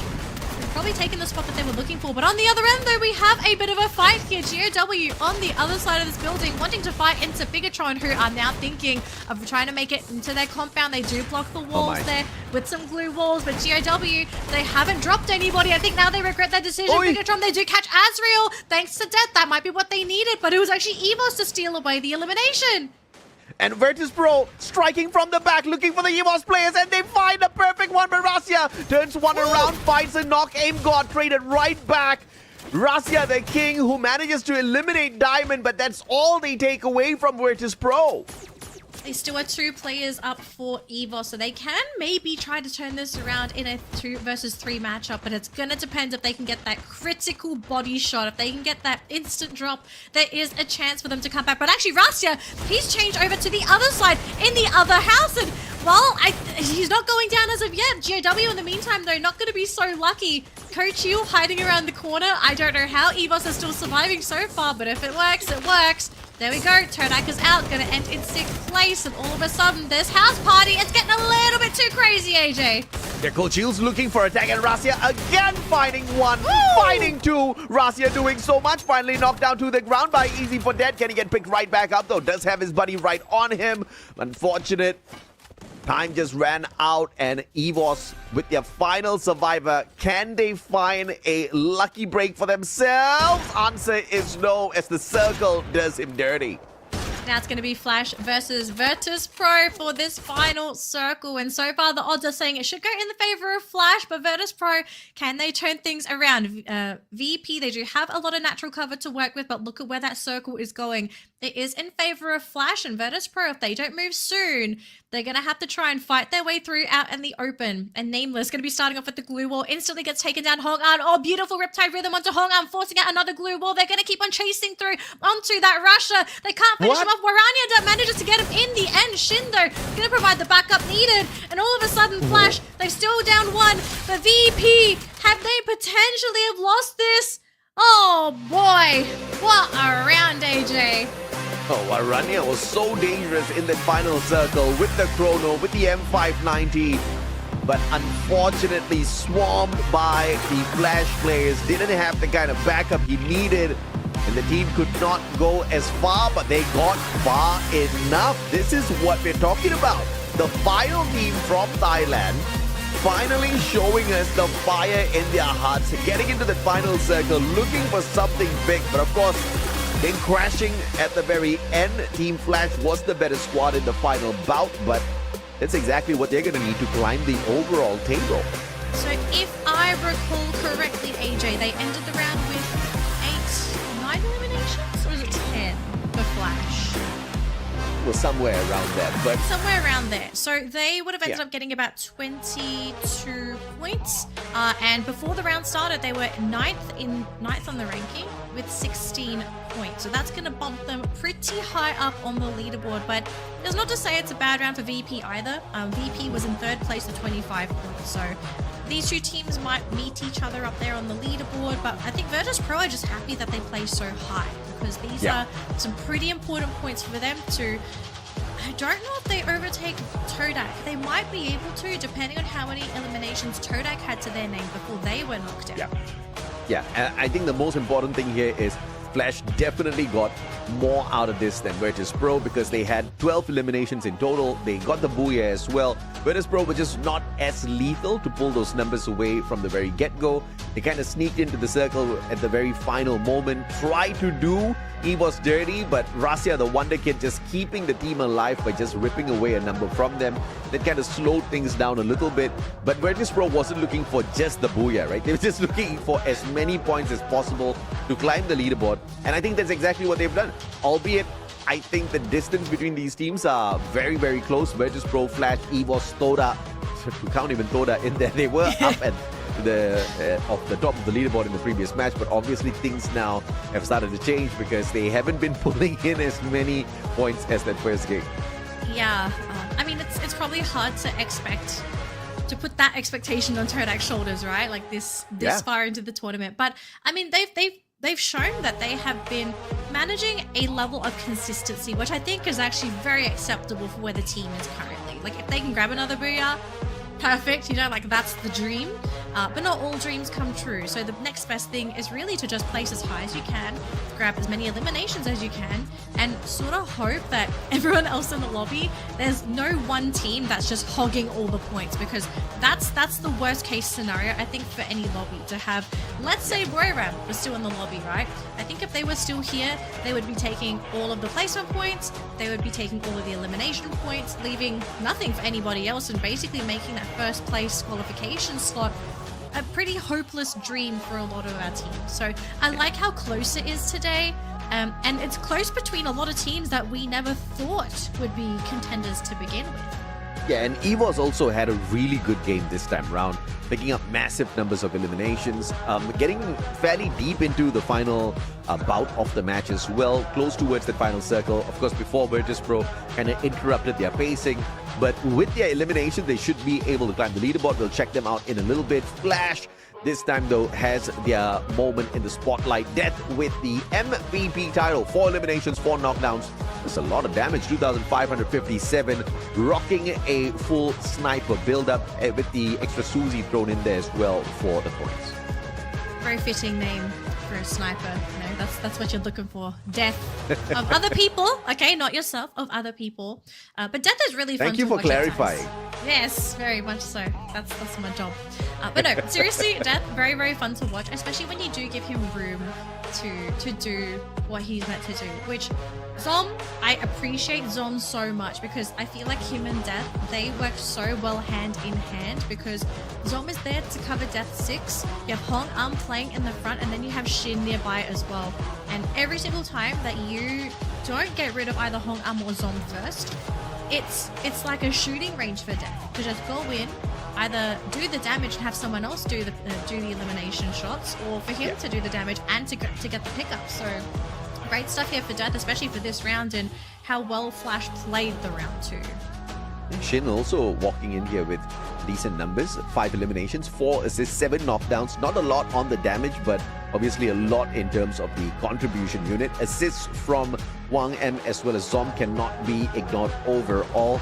With Zom being the backup player for the squad, he definitely chipped in quite a few bit in terms of points. And also, especially for all of those rotations, Zom is a very important character, right? On the jump pad rotations, pop in that chrono, the time turner, keeping the team safe.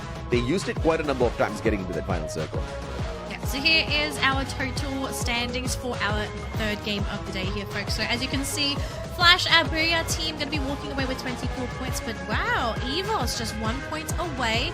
They ended the round with 15 eliminations, which is how they managed to end with 23 points. And Virtus.pro was our second place team. They take home 17, but I think for VP, they're just glad to take home a nice little package of points there because they're just trying to stay on top of the leaderboard. And there they are. They're in first place, just 2 points ahead of Flash and EVOS. So Virtus.pro, okay, you were questioning why this team hadn't qualified yet.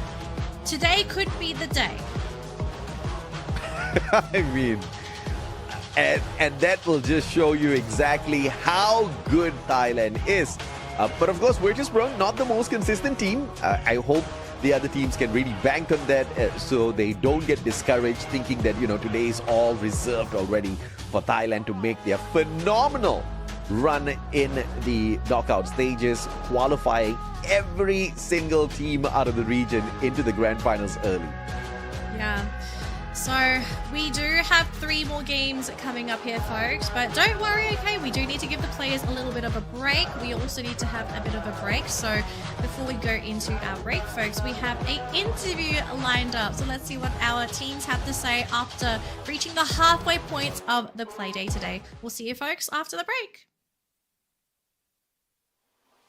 Hello Survivor, welcome to our interview section, and now I'm here with Exposy from Virtus.pro. สวัสดีค่ะ For now, the Virtus.pro is the first place on the total standing for today match, which is the 3 map. But we still have a 3 map, so I want to know that compared to the yesterday, I want to know that do you have any additional for today, because I have to admit that yesterday your placement is not that good, and also the elim, but today your team did a great job. So what is the additional for today? วันนี้มีอะไรเปลี่ยนแปลงบ้างไหมคะจากเมื่อวานเพราะว่าเมื่อวานเนี่ย performance ไม่ได้ดีมากแต่วันนี้3แมปที่ผ่านมาทำได้ดีเลยก็กลับบ้านไปแล้วก็รีบนอนไม่พอครับแล้วตื่นเช้ามาวอร์มอะไรครับก็คือเน้นการพักผ่อนแล้วก็เน้นตื่นเช้ามาวอร์มอีกทีนึงนะครับ So about yesterday, after the match, they just get back home and sleep, just that, and then work up in the morning and trying to warm up. That is the thing that they do. Okay, let's go to the next question.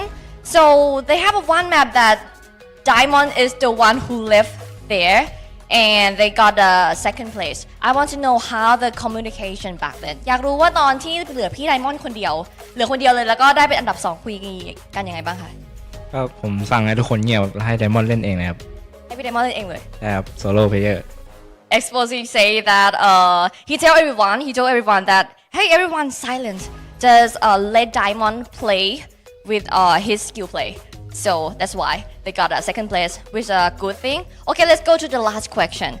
Do you satisfied with your performance with the 3 map รู้สึกพอใจกับ performance ตัวเองไหมใน3 map แรกนี่ค่ะ ก็กลางๆครับยังมีข้อผิดพลาดอยู่ครับ So the World Explorers still have some mistake that they have to fix it, so it's like a so not that satisfied. So let's wait for the 3 map left.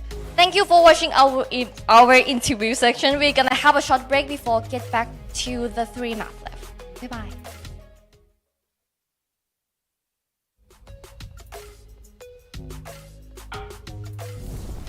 Satu, Rasya karena snipernya jago.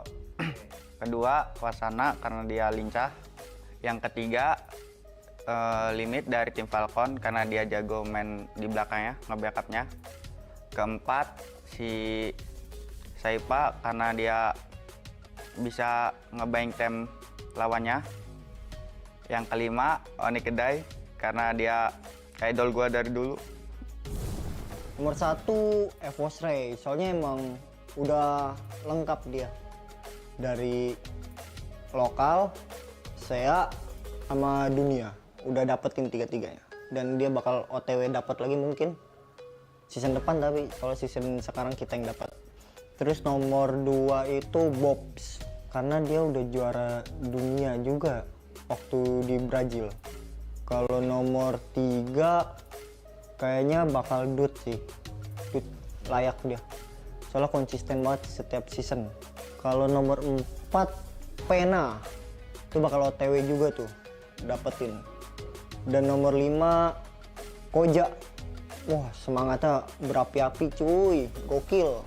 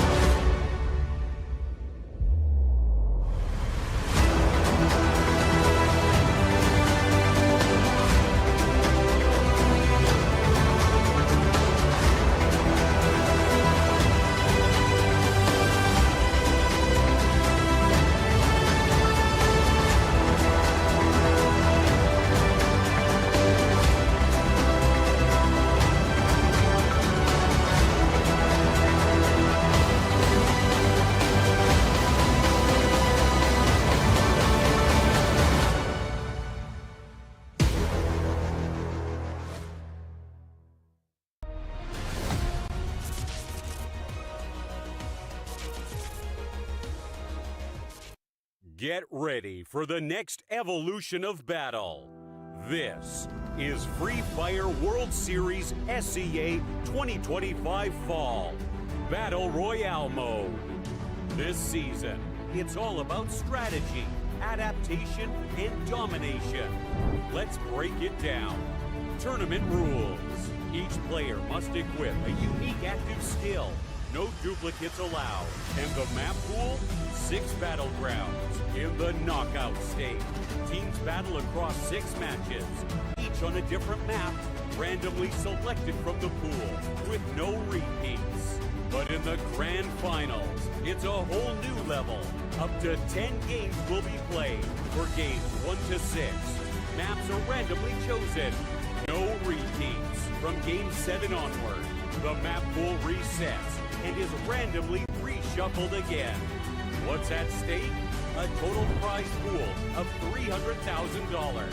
Champion, $100,000. Second place, $40,000. Third and fourth, $20,000 each. Final MVP, $4,000.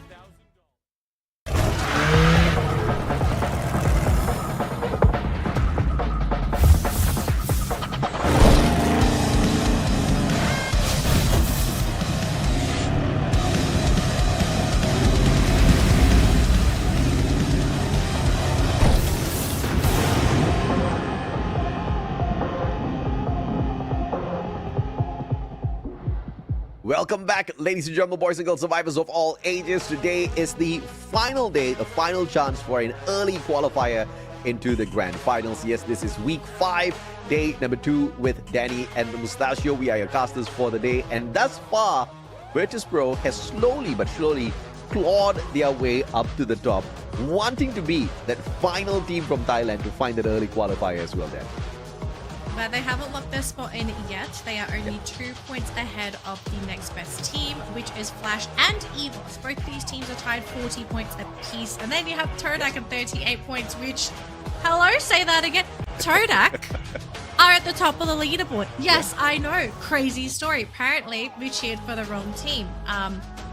The thing is, though, with Todak, they started strong, and as the days progressed, their performance is slowly going down as well. So we don't know how much longer Todak's going to be able to stay up here. Hopefully, if they hear any of these comments, whatever they did in game 1 suddenly happens in game 4, because that would be a brilliant way to make a comeback.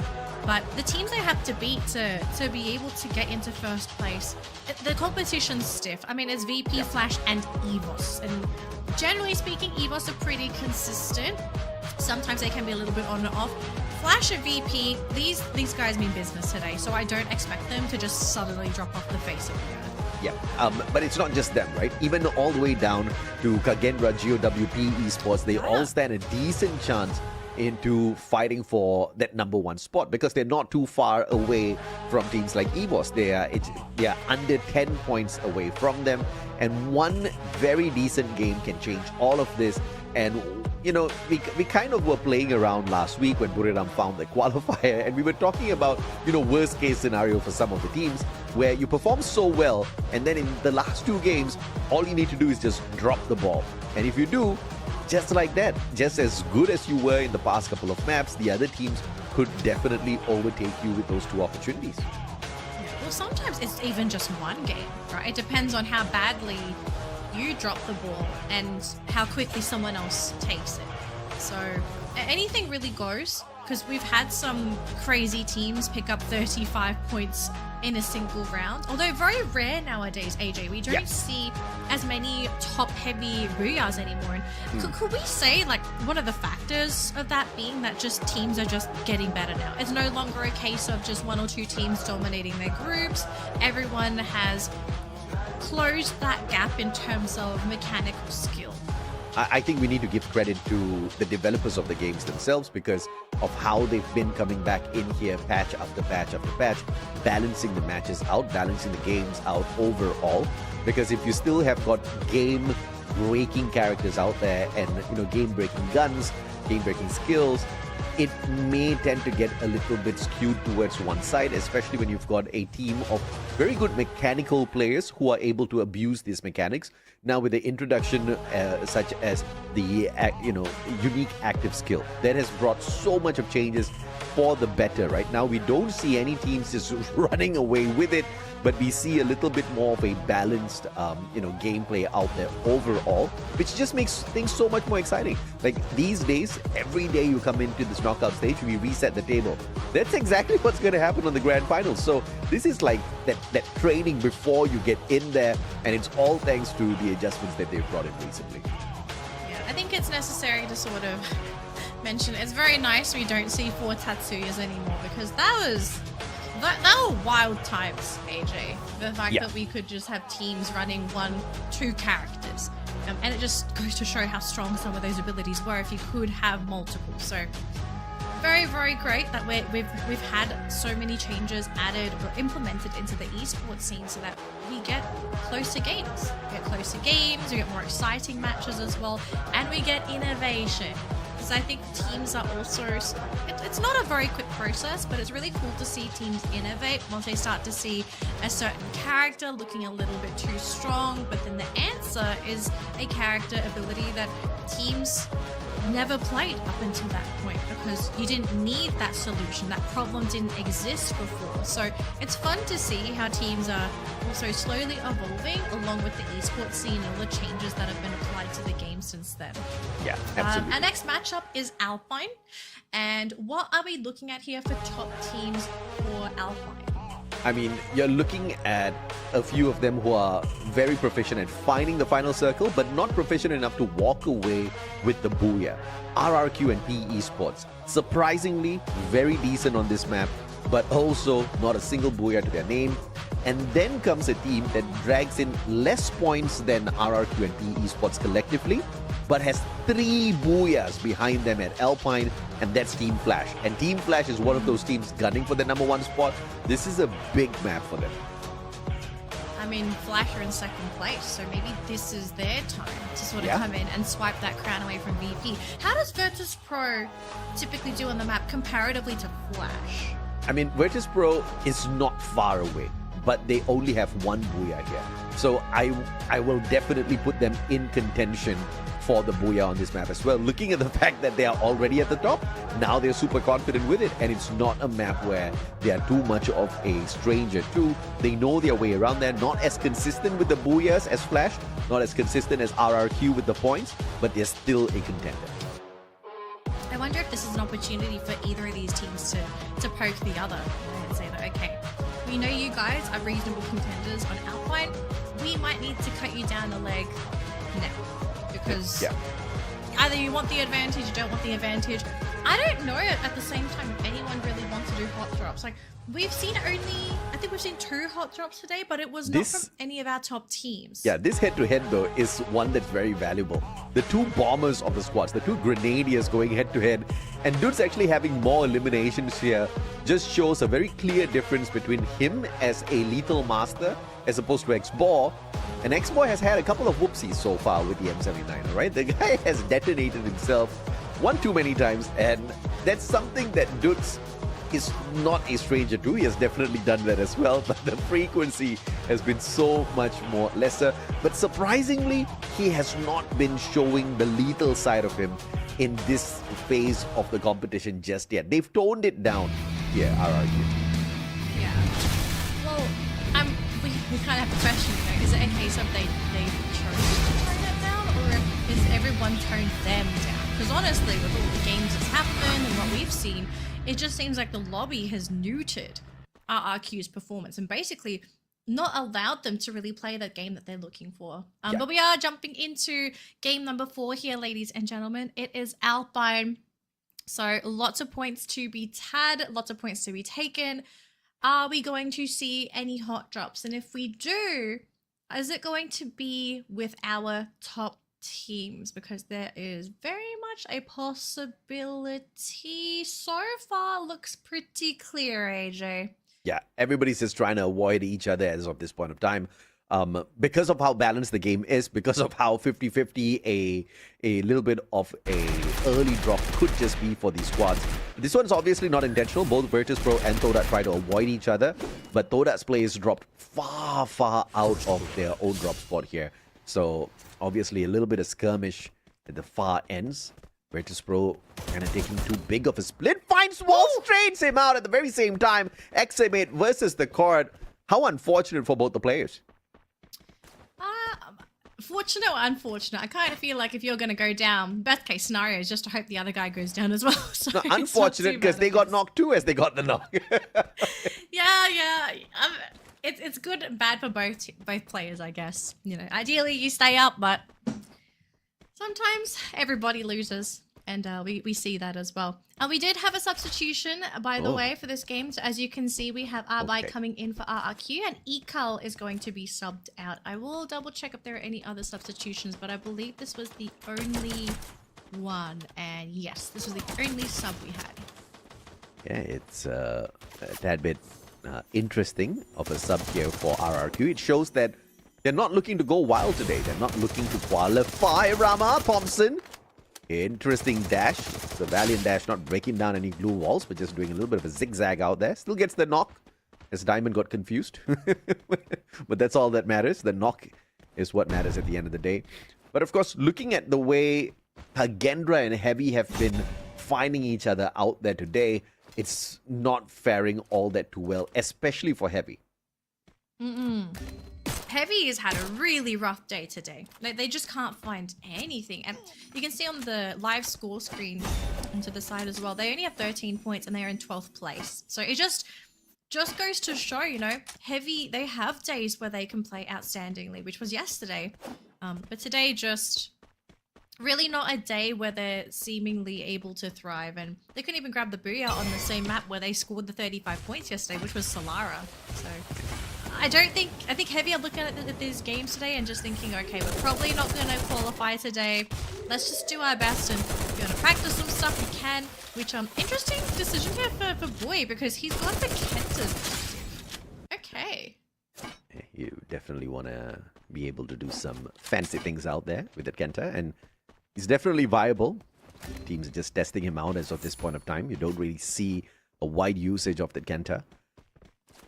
Noki, though, is catching up with his buddy. They want to get out of here as quickly as possible. The jump pad does help them do exactly that. And in a timely manner as well, Kagendra is a few seconds too slow around that wall. Just a little bit. Alan, in the meantime, though, he's trying to hunt down some of these players. But unfortunately for Mufasa, going to be eliminated by a skill there, thanks to Rama.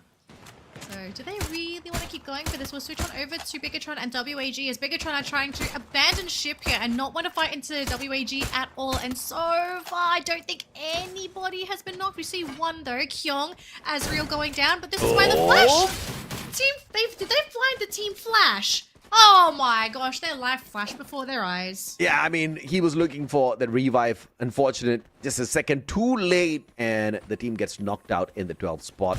RRQ up against Todat, though. This is round 2. This is maybe revenge time. Riptide Rhythm breaking down the defenses, but Fai is very smart, prone. Dropping himself down to his belly, but still found by Duts. There's a little bit of a reposition for this man, and obviously fighting his prey not too difficult at all. The rest of the Todat players, though, managing to scramble away as quickly as they could as they sacrifice a player on their side. And RRQ is not letting them get away, on straight for the hunt. I don't blame RRQ for wanting to hunt either, because with how badly that they've started today, maybe they're just saying, all right, guys, if we see anybody, we're going to start trying to click on some heads. So yeah, we'll see if they can continue that chase. In the meantime, though, Noki is trying to avoid this chase here by Ma'al, who did clip him a few times, but the glue wall buying some time. Noki, he has found a little spot hidden behind the tree line there, but how much longer is he going to be able to survive for? Because you can see someone is clipping his ankles. Duts wants him as well, and that's going to be it. Abe is the one to actually get the knock. I mean, right now, Duts he's raging, man.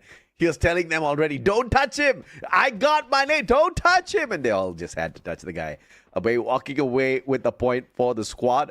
RRQ just a little bit of a friendly competition between the players to see exactly who can claim that for the team. But now Kagendra spotted on the cross. And EVOS having aim guard here with the card in hand. Also Rasya up on top of the roof, managing to get a knock, but a knock is all they can take away from Kagendra. These players are a little too quick on their feet, and they've got decent enough cover from the terrain to put themselves in a better defensive spot against EVOS. Yeah, actually looks like Kagendra are trying to make the wrap there for that vending machine. So they will safely get to it. And I kind of fear for EVOS now because we've seen Kagendra.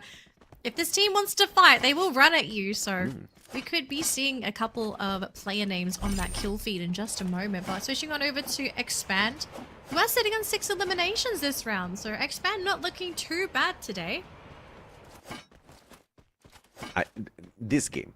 Not looking too bad This game. Yes. This game today. Apparently, I missed a couple words. Eliminations 11 versus 9 in the hands of Raz, going up against Jonah, PE Sports. I mean, yeah, doing fairly well, but Kagendra just slightly better than them on the leaderboard as of this point of time. And Kagendra has managed to find the deeper circles more often than PE Sports overall today. But of course, those has just been 3 games. Let's see what's due for them in the next 3 as yet another civil war breaking out. WAG versus PE. And Cyrus not really able to land anything. Tikoi! Oh, a prime target taken out there. And WAG, they've lost one of their frontliners. LBT looking to lead the charge with Nero in that compound. And they're going to send one away, leaving Export and Cyrus to buy time so that they can buy back the rest of their team, knowing that death is imminent. And you can see Cyrus and Export just buy time. Waste their time, because the longer it takes for them to get rid of them, at least they have time for that last survivor, for Pleased One, to get to a vending machine. And he looks like he will be able to successfully buy back his teammates if he has the cash on it. We don't know how cash strapped he might be. Yeah, I mean, X-Boy initially with his grenade going wide. Only 200 gold. His M590 just not finding its target. With PLS1 all alone, if he turns around and eliminates that player, maybe he will just have enough to play the vending machine. Doesn't know that he's just being pursued by one player. It's not something that PLS1 cannot deal with on his own. There's too many players now, so I think he's gonna have to go for that long wraparound. Oh man, they even put the bounty on his head as well. Please one knows. He's like, just leave me alone. I only have 200 coins. I am harmless. It's very painful to watch. Who knows? Maybe Please One can pull off some magic. Get a couple of knocks as PE try to chase him down. He's got his glue walls, and there you go. You can see there you go. A little bit of damage. Oh, come on. Come on, Please One. You've got one job. You got to one-tap either of them. Nolan and LBT. Valiantly dashing through his glue walls, bringing the N to WAG with that encounter and the final elimination. They go through a glue wall, lighting up their own car on fire. But of course, a majority of those shots initially by PLS1, who should have acted a little bit earlier, but of course, better late than never. He was trying to get away into a little bit of a safer spot, hoping to bring his brothers back. Didn't want to take too much of a risk, but of course, PE Sports played the game of numbers up against PLS1. GOW up against Toda. He just recovered Toda on top of that. Just recovered, not in their prime form, but what's the plan here for Todak? It looks like they're just trying to take it slow up, but we do have an ice grenade thrown. So GOW, they are aware of Todak's presence.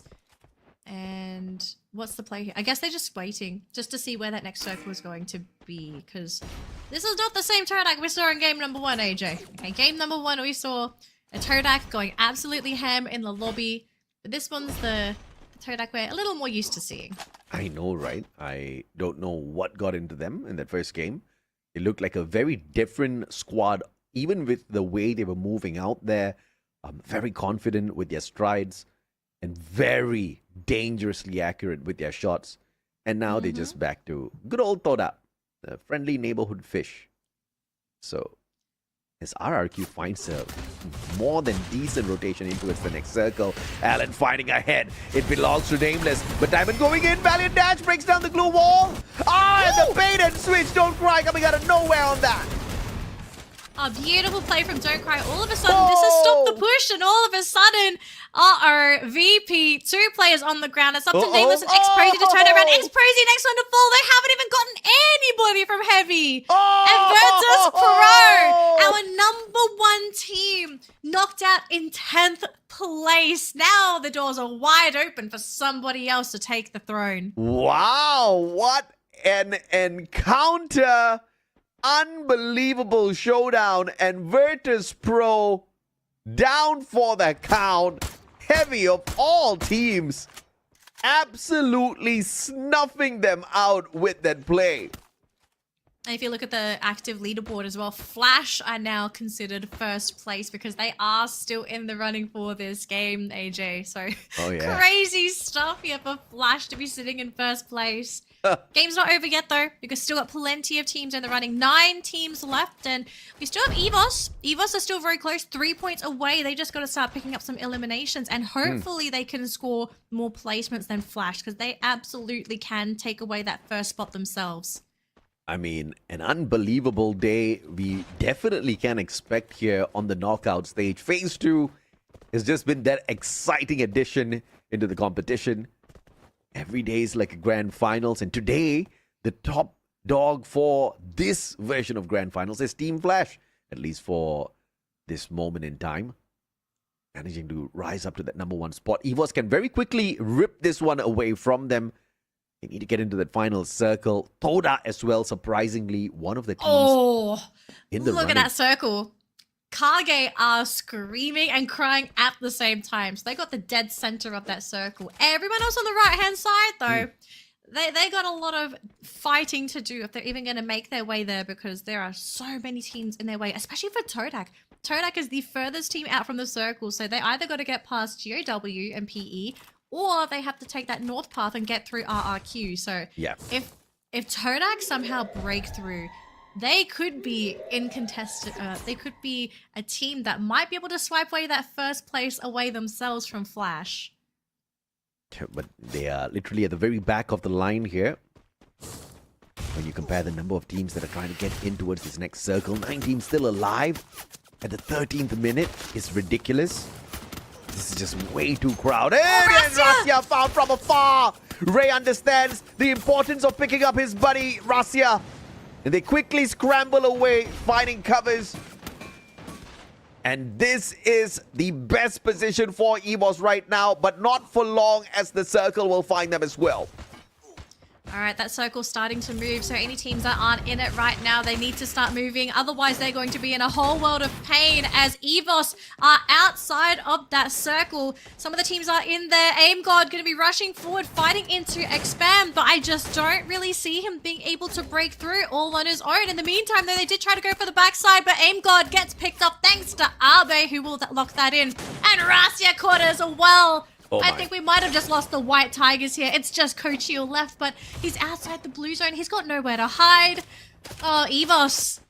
They are out in any second now. Waited too long. And obviously this was about to befall them. The circle now moving much further away, EVOS. There's just no way Kochio makes this one. RRQ trying to play their own possibility of survival here up against GOW. Demon did pull out the time turner, but 18 was there to instantly disable him. Akoy all alone now. PE Sports pummeling them from the other side. Abe running straight in 18 with the follow-up. But RRQ being pummeled by bullets, one after the other by PE Sports. Yeah, PE Sports, they are looking for eliminations to build up those points, and there we go. So that last elim is going to be it for EVOS. So our top teams at the moment still Flash, Todak, and Kage are in the running, just still stay in first place. Unless PE Sports can pick up some more eliminations. Expand, though, going to be raining down a lot of fire from Kage. About to get Valve. They just need a little bit more here. And they will get him thanks to CT7. So there goes Expand. Flash, though, they've got 6 eliminations. They're still in first place, and they want to try and keep it if they can, but it's up against RRQ, a team that has actually done very well this round, and this might be the round for RRQ if they beat Flash. Here comes the push. They are advancing. They've still got glue walls. Hong trying to find the opening. Valiant dash from Abe to break down the glue walls, but maybe it was a mistake. Half the team is on the low ground. Abe is gone. 18 Deer is reeling, and you can see Ma'al. He actually went further ahead to go into that circle. And look at Flash jumping into PE. Yeah, PE Sports burning them the moment they spot them. But the circle, though, leaving PE high and dry, taking down their players one after the other. But from a blessing out of nowhere, The circle starts to move little by little towards the PE Sports players. They just need to hang on. Kagendra facing the pressure. Instead, Heavy in the best spot to take them one out, one after the other. Bui finds CT7. Those glue walls come popping out right back for Kagendra. No Riptide Rhythm dropping those just yet. And Kagendra moves on in to shut down PE, and they do that perfectly fine.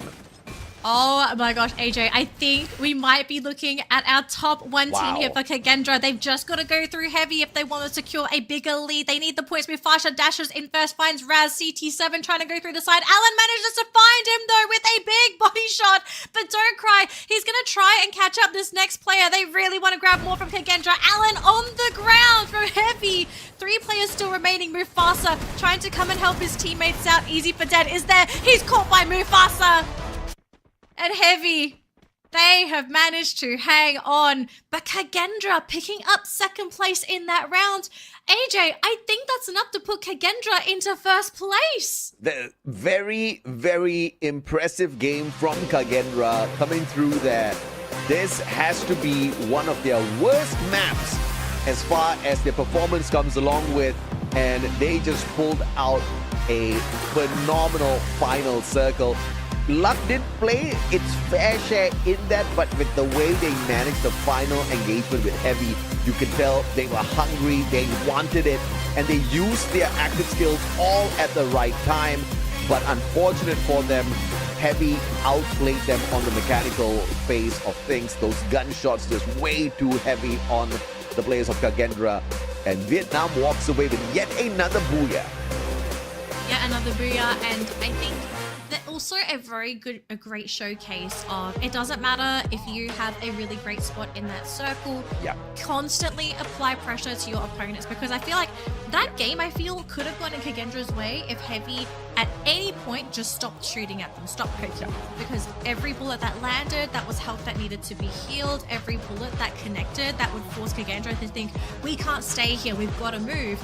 And think of the location that Kagendra had to fight on. That was a really awkward area to fight. It was like half high ground, half low ground. So just really great corral work coming in from Heavy to sort of push them into a position that essentially gave them a massive advantage. So congratulations to Heavy. They picked up a bunch of points. They were in 10th place during that round at some point. So I feel like just based off of that booyah, they might be able to sneak into maybe 7th, maybe 6th place if they're lucky. But I'm looking at Kagendra, and I think during the mid-game they were sitting at 39 points, and this was only when they had 1 elimination to their name. So imagine the placement points to their name plus the eliminations, which, did you catch how many eliminations they had before that final fight? Yeah, they had 12 eliminations. So 12. Alright, so that first, done, dusted, easy. Just nice for them to sneak it, not even into the top 6, right? I think this was their recovery game. They've kind of botched 2 matches on the side of Heavy, and in fact 3 games if you want to count their basic average, right? One of their better matches were at Nextera, and that was only 10 points. In the first 2 games, they barely picked up anything. So this was their comeback game, so it's not going to push them into the top 6 just yet.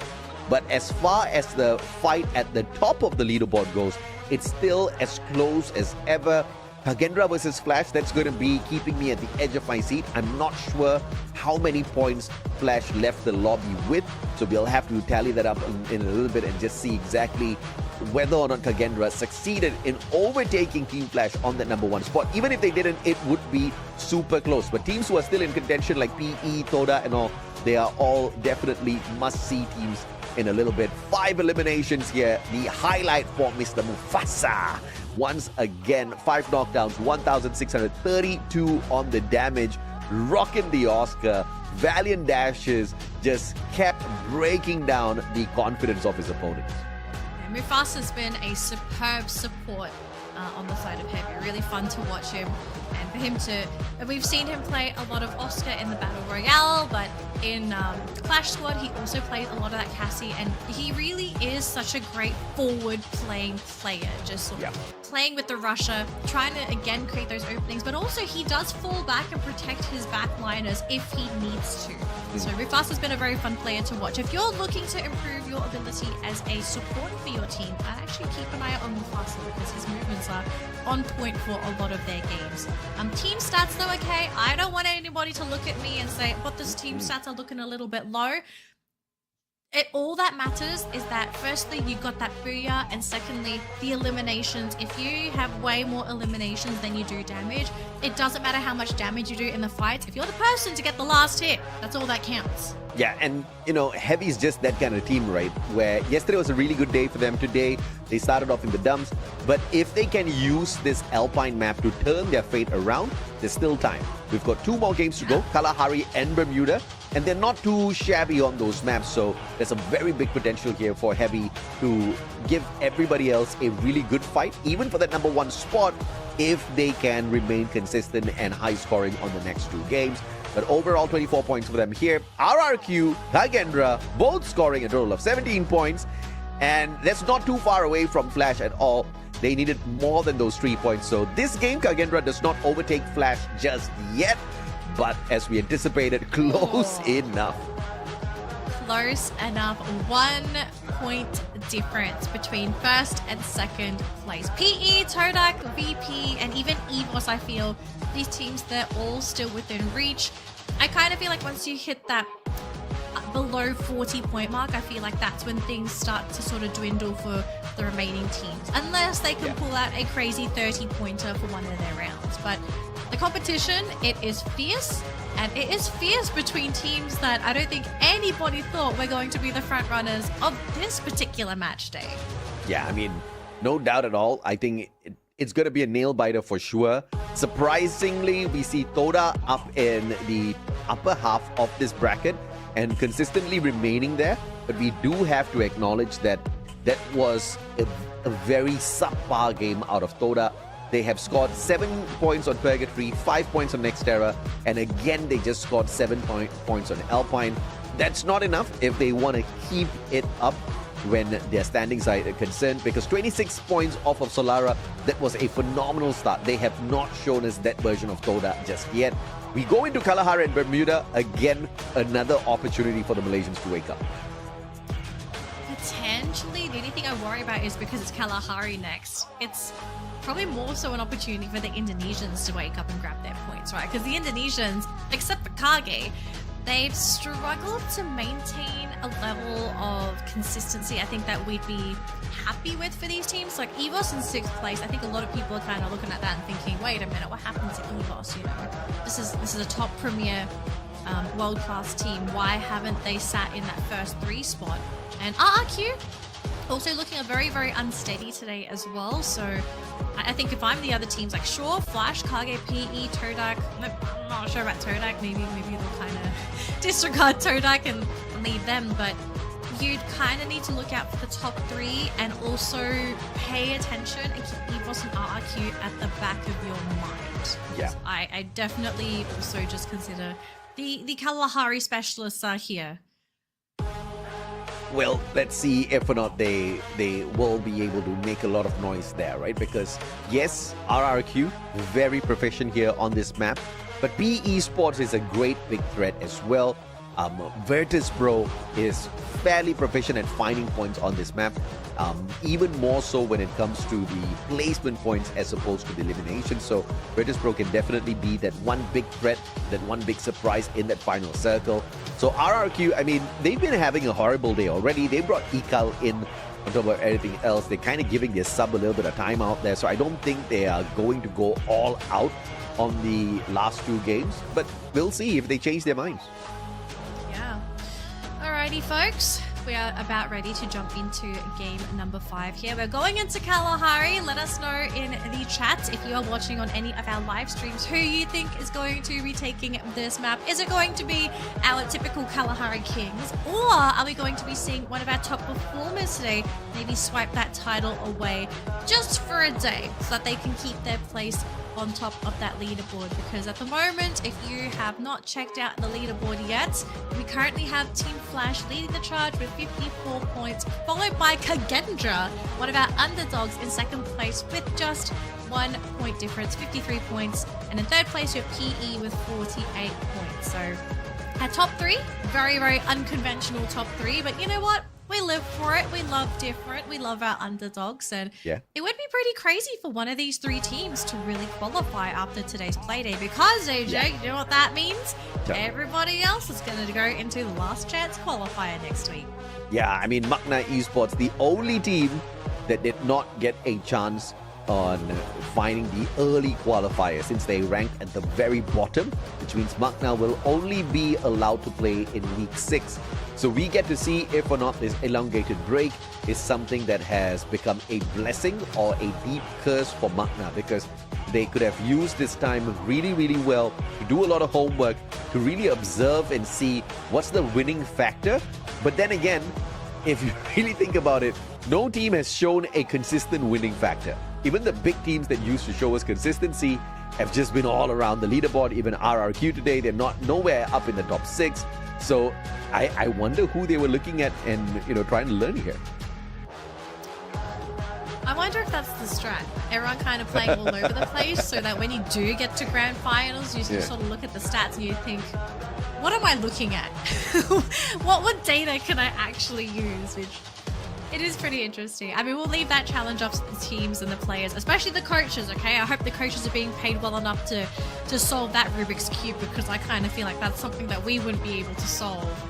But we do have some team statistics here. We've got Todak on the screen. So as you can see right now, they are 8th in eliminations, 10th in damage, and 8th in assists. So, the team is placed super high today, but aside from that first game booyah, the team is slowly dipped in stats. Yeah, I mean, it was a great game, number 1. And I think that just kind of set the expectations way too high for Todak today. And we've just been missing them sorely ever since. In order to truly enjoy Todak's performance, I think we need to once again drop our expectations, because that's when they hit really hard. I think we're putting on too much of pressure on them. It's very rare to see a Malaysian team do so well out there. So I think we got very excited on that first game. Expand still has a chance. They haven't proven themselves here today. Maybe they can use the next bit of opportunity, but it's just for anyone staking out there, right? You've got your teams at the bottom who are trying to prove themselves, and then you've got the teams at the top finding a early qualifier into the grand finals, wanting to skip over the 2 days of play next week. Well, we'll have to see if it's going to be one of the current top teams, or if we might see maybe someone else slip through, because we've got 2 more games left, AJ. So we were always talking about the top 3. I don't know if Todak's going to be able to pull off 2 rounds of 35s. I think that would be brilliant. I would love to see another booyah from this team, but I think a lot of us are sort of questioning whether that's possible. But what is quite possible is potentially for Virtus Pro, EVOS, and maybe to a certain degree for RRQ to pull out 2 big rounds for our last 2 games, right? Because it's Kalahari now, and after Kalahari, it's Bermuda. And I'm pretty sure all these teams here, they're all very familiar with Bermuda. This is not a map that's going to catch them out and surprise them like Solara. So I think the teams at the top also need to be very wary of our typical top performers that aren't really performing today, right? Like don't drop your hat and think that you're only facing Kagendra, PE, and Flash. We still need to give respect to Virtus Pro, EVOS, and RRQ, and even GOW. That all these teams, they do deserve to be respected as well, because everyone's out to win it, and I don't think anybody, aside from maybe the very bottom teams, they shouldn't count themselves completely out yet, because anything can happen. Anything can happen. It's just you don't know what happens until you are in the game and you're actually doing it. Yeah, especially a Team Flash, right? You saw Flash, GOW, Team Heavy, everybody going out there and proving that when they are desperately needed, they will be able to show up strong. Yeah, and sometimes if you're in a desperate need of energy, definitely have a look at one of our sponsors, Red Bull here. Red Bull Zinc and Vitamin from Thailand is supplemented with Zinc B3 and B6, featuring a mild taste that helps players stay highly focused and seize every opportunity to achieve stylish booyah victories. And if there's a time to crack a can, I'd probably crack one of these right now because we're coming down to our last 2 games. Oh, yeah. And for some of these teams, you know, you've played 4 games back to back. Maybe you're feeling a little bit sleepy, a little drowsy. Don't let that drowsiness cloud your thought process. Keep it there. Keep it focused. 2 more games to go. Everything is on the line, including a spot to the grand final, because nobody wants to play last chance qualifiers if they don't have to. Yep, indeed.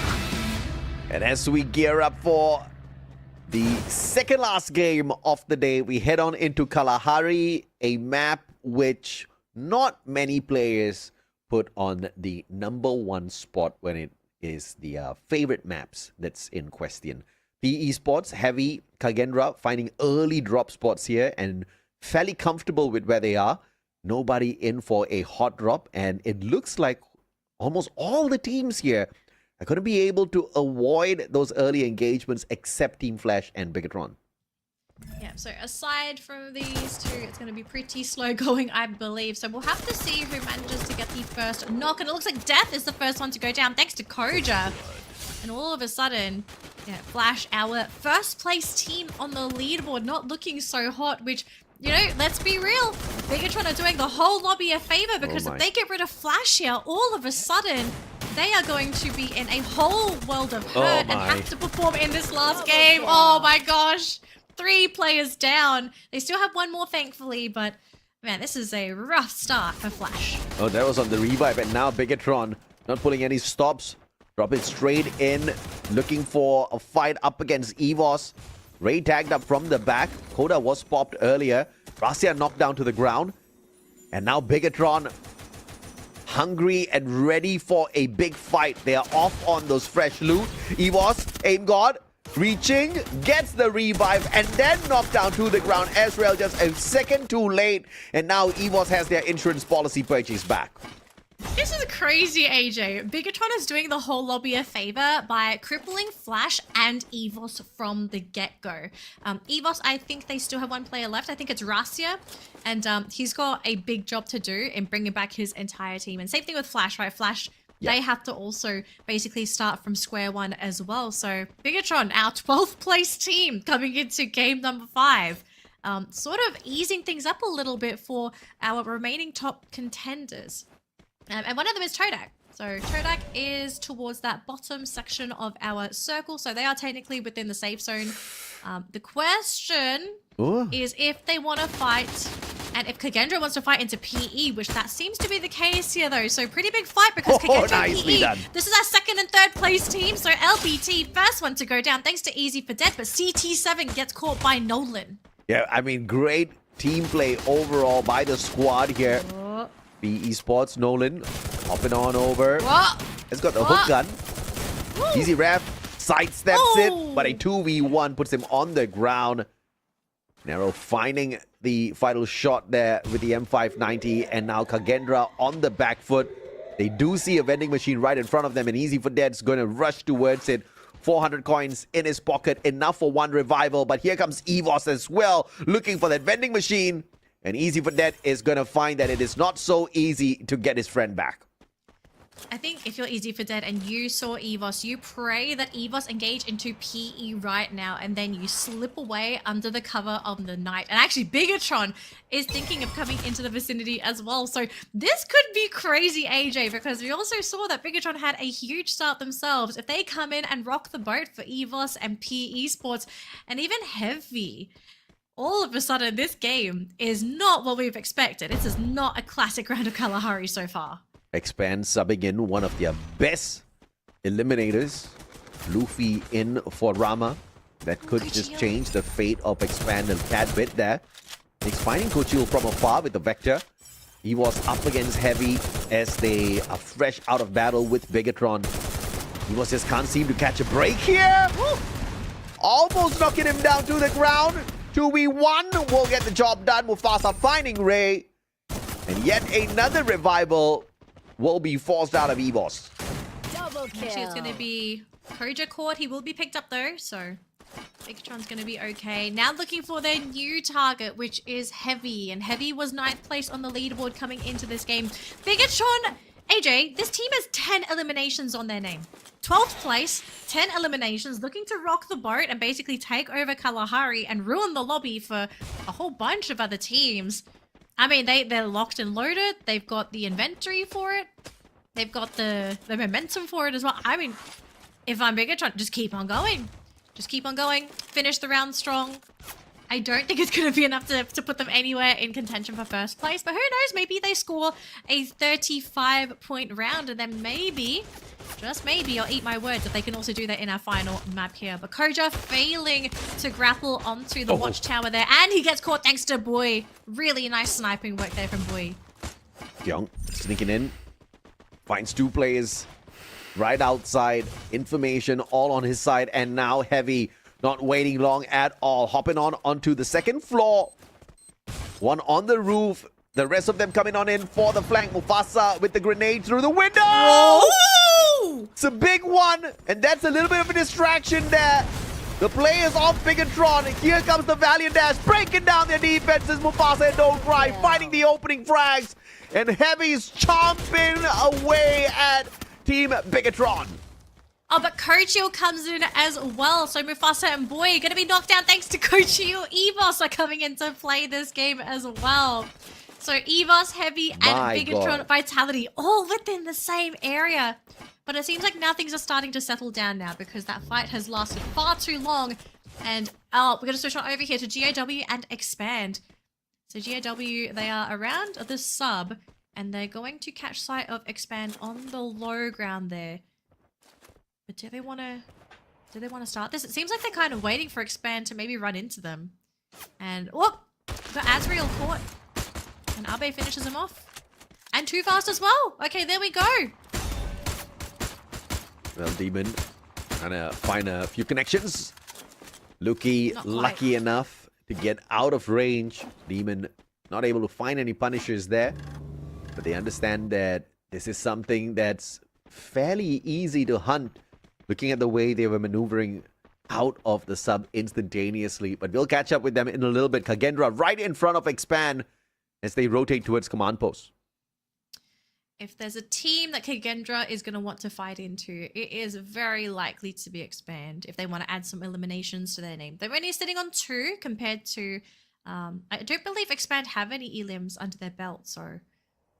might be a really good time for them to try and go for a fight. Todak, in the meantime, though, they have caught sight of WAG, Tikoi, and Cyrus. Just going to be looting up. Just waiting for the opportunity. And they do catch Tikoi!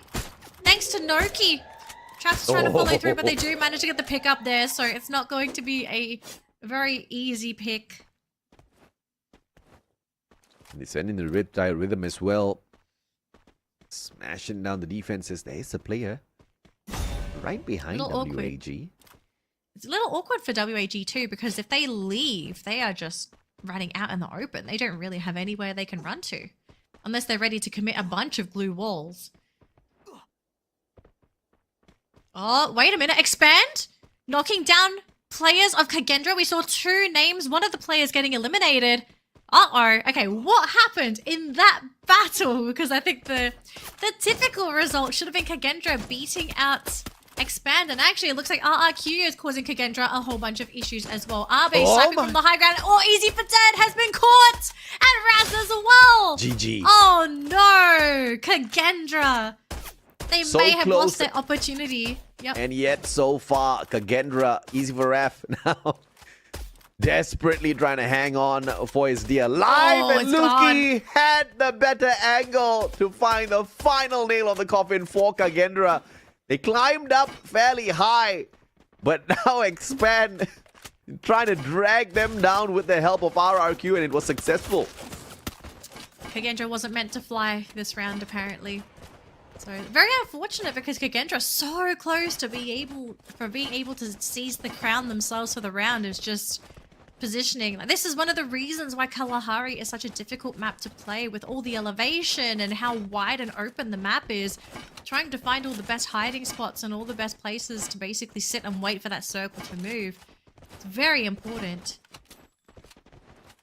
WAG has that extra layer of monster truck here as well. So, yeah. You were about to say something. Nope, it's all good. Too fast stuck in. the exact same spot Kagendra got caught out here at. And this feels like a trap, AJ. And Nuki has got a decent enough flanking position to hold on to, but RRQ just not able to spot that expand player. So nobody's punished. But right under Big Brothers, EVOS now have snuck in to Refinery. They've snuck into Refinery, and they've also snuck into 5th place as well. Just 1 point under Virtus Pro. This next circle is going to be massive, Danny. Oh, man. This is... I feel bad for Todak because I don't know how they get... Oh, my gosh.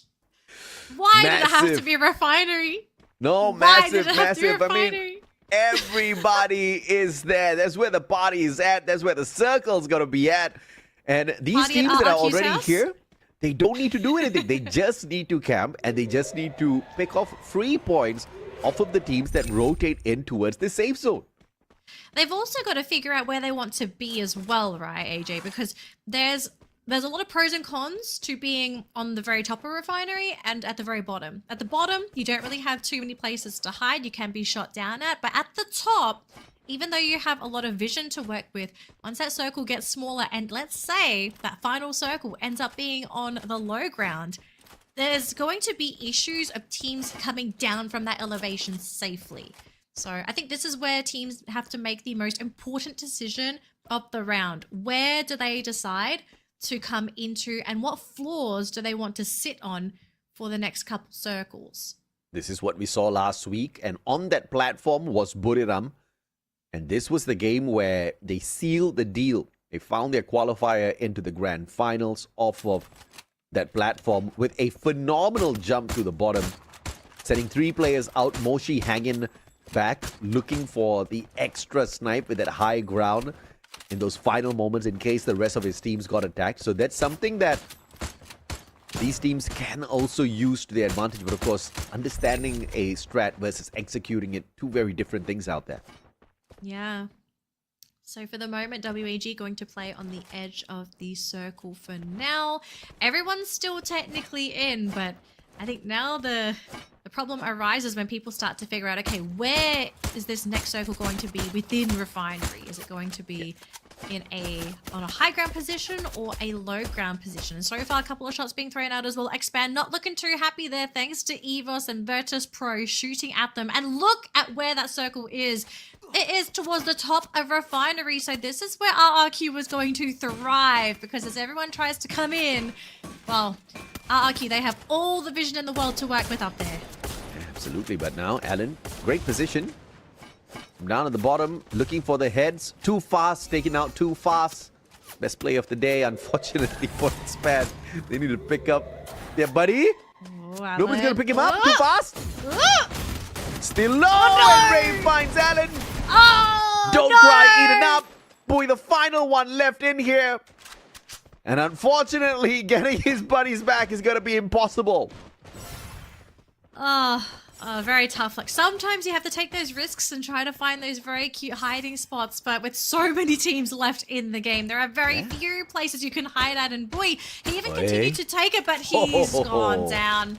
I mean, to be fair, Heavy were just not in a great spot to go into that next area. And now it's GOW versus Virtus Pro, and GOW corralled in the crates, and that's going to be it. Virtus Pro take them down in just a few seconds. So the Wolves are out. We are already down to our top 8 teams, AJ. My goodness, that's way too many for such a tight little circle. But of course, Kalahari providing various vantage points here, stacked above one another. Nameless, right from the back. 18 Deer striking a big one alongside Dudes. And WAG just being tortured by RRQ from the back. And right in front of them, they've got Virtus Pro to deal with. And obviously, that was just way too much for them. Nameless dropping by, picking up Exposi. Tikui couldn't get to them. Diamond holding him back in the meantime. In a 3v1, Tikui still holding his own. Still holding his own, but for how much longer? He's used up, I think, all of his blue walls. So now he will be taken out. And that's going to be it. Down to our top 7 teams now. And look at this Flash now looking to advance here onto Virtus Pro, because all of the glue walls have been used. Any glue wall melter here would be absolutely amazing. And Exposy hits the floor alongside Nameless and Flash. extending their lead now to 61 points with those extra couple of eliminations. Now, Virtus Pro, they're not out of the game as of yet. They have one player left. They're at 7 eliminations and they would love more. And if anything, they want those placement points. They need Flash to go down now. And they need to get as many placement points as possible. That's the dream here for Virtus Pro. Very possible, but somehow Flash need to make a critical mistake in the next couple minutes. And Flash is still alive. Virtus Pro, they only have one more player to make any bit of difference for them. And every single placement point will count here. Team Flash at the very top. But they're not in the next zone just yet. And the moment they show up on the very end of this ledge here, this will put them in the crosshairs of two teams at the same time. EVOS from down at the bottom, Bigatron from up on top. The way they make this rotation is very important, and they pull a smooth one. Oh. Bigatron not in spot to catch them, but the Riptide Rhythm grenade chips away at all 4 players. Second Riptide Rhythm goes through the glue walls. More grenades for them to eat up, but nobody has tickled Flash just yet. And looks like EVOS are ready to go in for a tickle party here. And are they going to be able to down one of their biggest opponents so far? Flash are looking okay until Shin goes down, though.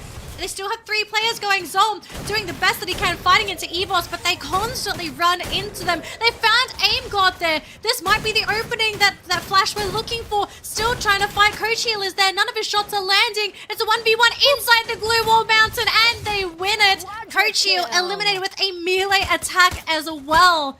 Oh boy, I think it's just Rusty, the Wonder Kid left there for EVOS. He's going to have to try and play for placement points, but I don't think anyone's going to let them. He's gone. LBT snaps him up.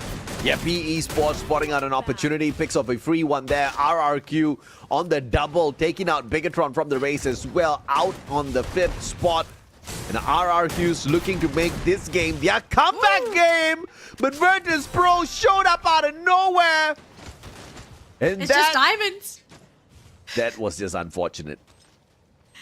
That was insane. So RRQ, Flash, and PE are left. And out of all the teams remaining, PE are the ones to have the numbers advantage. So this might be where PE can shine. Yeah. They just need to find their way through safely and find their next hiding spot. RRQ, though, trying to play with what they have. Arbe hiding behind a glue wall. Dut's just going to try and use some natural cover. And they need to figure out, okay, what's the next plan? Because this next circle is along this weird bridge. And you can see Flash are on the bottom. So if you try to go down, you're jumping into the mouth of Flash. But you stay up here, you got PE to deal with. Abe is in a decent enough spot, but PE Sports now just pressured by the circle, being forced to move. But the read is really good. And a double monster truck pulled out here by the Flash players. They don't really need to rotate as of this point. Abe looking for them. Sends them 2 grenades. That does nothing much than tickle them.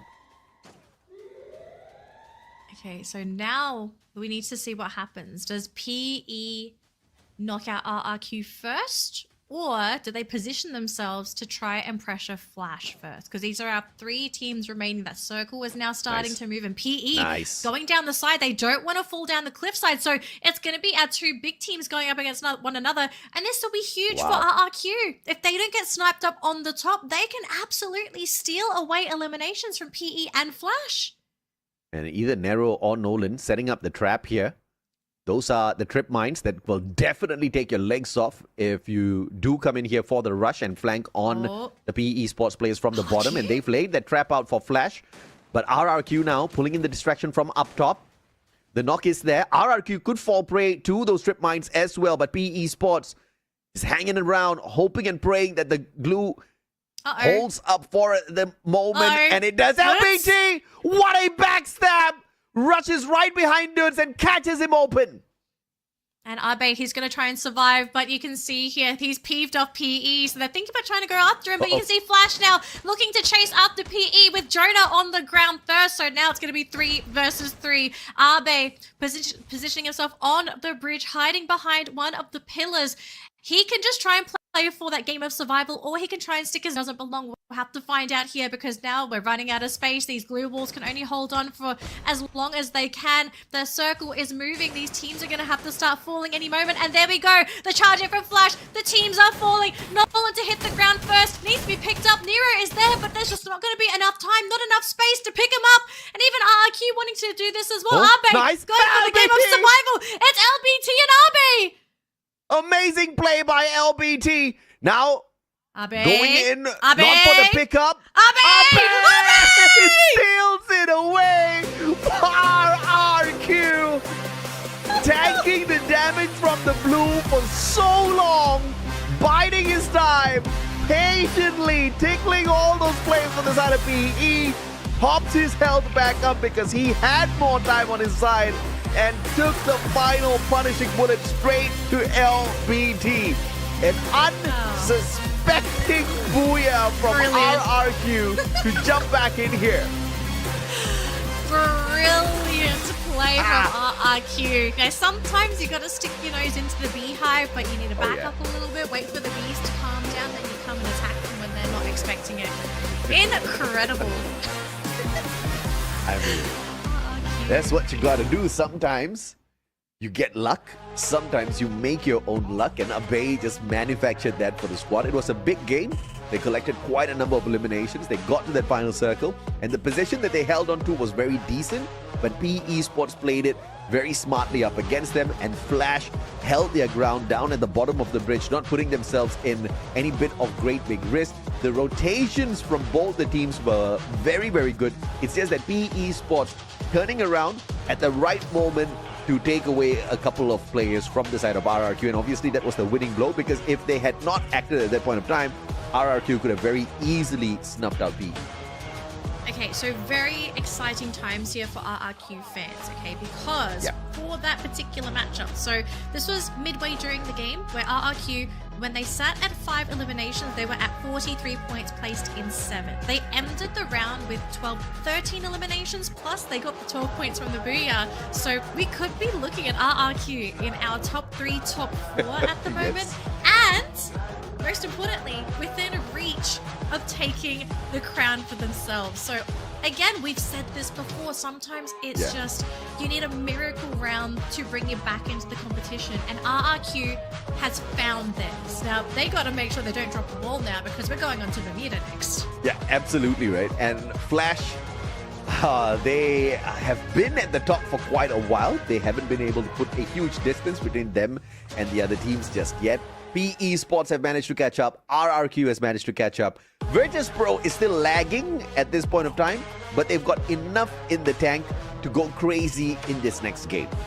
It's still wide open. Any of these teams could take it. Even Kagendra and EVOS could run away with the early qualifier if they go crazy in this next game. But that's the condition. They need to go crazy. And of course, the prerequisite to a little bit of the craziness is teams like Flash, PE, and RRQ, they need to go down fairly early as well. Yeah, you also need the bottom teams to also not swipe away some of those eliminations. That's true. Because every time a team that is out of running for first place gets an elimination, that's a point that's not going to you or a team that would really value those. So lots of things have to go right for a lot of our teams. Lots of things also have to go wrong for certain teams. Yeah. But at the end of the day, there's only so much that you can do to place your own fate in your own hands. And honestly, a lot of that is going to be how you play Bermuda and who drops in with you. If you're going to be disturbed early, if you're going to get hot dropped, because we've seen several hot drops happen today. So I don't think it would be uncommon for a hot drop to happen in this final round as well, considering that this is the last hurrah really for everyone except for our winning team. So Bermuda's going to be a very interesting one. I'm very excited to see if we see a surprise come out of nowhere and see, for example, we have Kagendra deciding to hot drop Flash, for example. Because I feel like someone's got to do it. Because if we just end up with a quiet game, which Bermuda typically is never quiet, but if we end up with a very safe game because everyone's so afraid of losing their position, I feel like those games go in favor of teams that are already way up on the leaderboard, because that means eliminations are going to be spread. It's not going to be top heavy. Away, 4 eliminations, 4 knockdowns, 3,492 on the damage, rocking the Oscar, rocking the Valiant Dash, as well as the AC-80, has the Joseph, has the Ford, you know, everything enough in his pocket, including the Olivia, to remain healthy out there and also give a little bit of backup to the rest of his team members with that healing touch off of Olivia, which just helps them keep their edge out there and survive a little bit longer. Testament to RRQ getting into the final circle, but just with that game, they've put themselves in the running for the early qualifier into the grand finals. Massive elimination game coming through from the side of RRQ as opposed to some of the other games that they've played today. Feels good to have signs of life coming in from RRQ because they made me worry for 2 days straight. I thought today was going to just be another day where I look at RRQ and think, please guys, come on. So there's got to be something left. But they do show that there is still something in them. They have a little fire, that little spark. It's finally coming to life. But I hope to God this starts burning today, like right now. As they fly into Bermuda, that spark turns into a wildfire and they take over the match, because RQ, if they can blow things up in this round, they have gone from, I think they started the day in like 10th or 11th place. They had a terrible start, and then they climbed all the way to potentially first. Yeah, not the first yet. But they are trying to get there. Bermuda is a very good map in the arsenal of RRQ, so this might just be one where they just run away with it. 26 points here to jump back in. The best game of the day for RRQ themselves, as opposed to the other games where the maximum they picked up was a total of 17 points. Bigatron right behind them on their recovery game, but obviously that's not going to put them in contention for the top 3 spots. PE Sports and Flash, though, they will remain at the top of the leaderboard, but now with RRQ chomping away at their heels. Check out today's standings. RRQ now in the 3rd spot, just 6 points behind Team Flash. PE Sports 5 points to catch up, and this is all very doable. Even Virtus Pro can sneak in there. EVOS with a massive game can get it done. Kagendra with a miracle can get it done as well. Yeah, I kind of feel like we're starting to get out of reach roughly at EVOS Kagendra. At Todak, I think I have doubts that Flash, PE, and RRQ would have to basically be bottom 3, I think, for the Kagendra and Todak to maybe make it. But then again, who knows? You know, miracle rounds, 35 points. We've seen it done before. It can definitely happen again. So I'm expecting this last game to be extremely fast-paced. I don't think anyone's going to sit on their heels, because they are going to have to realize how important every nation is going to be in this final game. So I think the question we now have for the players and teams is, who's going to make the move first? Because you need to have a lot of confidence in yourself and your team to bring the fight to anyone that is standing in your way in the last round of the day. RRQ, obviously the one with the highest odds to walk away with that #1 spot and qualify early into the grand finals. EVOS is very good at Bermuda as well. RRQ has got 2 buoys here. EVOS only has 1. And they have a total of 111 points. Not as much as RRQ, of course, as the leaders of Bermuda, but they are close enough. This could just very well be dominated by the Indonesian squads. But right behind them are 2 teams from Vietnam. Team Flash as well as PE Sports, who surprisingly are in contention for the #1 spot. In fact, Flash actually holds on to the #1 spot, PE Sports in #2. So this is going to be a crazy game. The odds are definitely stacked on the side of Indonesia, but Team Vietnam can make a huge upset through Flash and PE.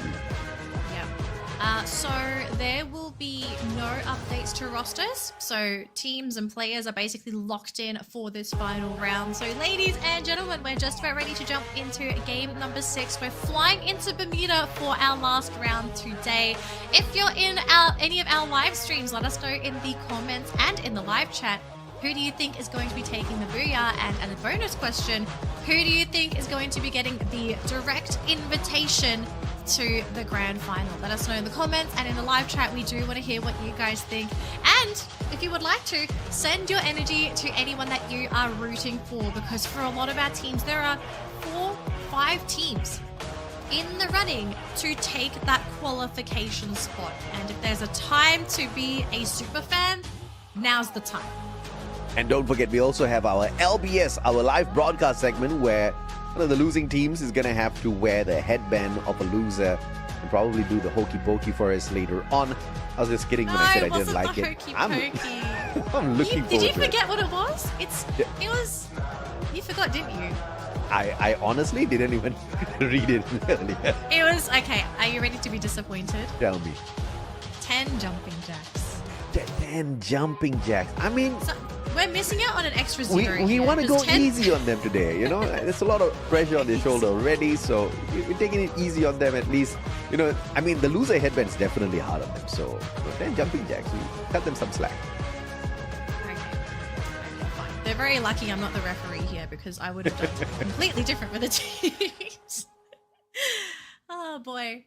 Alrighty, so just preparing for our final round, and we're just going to have a quick look at stats here, it seems like. So Virtus Pro, in case anyone has forgotten, Virtus Pro is currently ranked 4 on the leaderboard, and so far for stats you can see how much work Diamond has been putting in for the team. Yeah, no doubt. 68 eliminations. Yeah, used to be one of the best rushes, still is one of the best players out there on the battlefield. With the way the game has been growing, Diamond definitely has seen some competition out there. But Nameless, Exposy, Varania kind of throwing in their own bit as well, especially Exposy.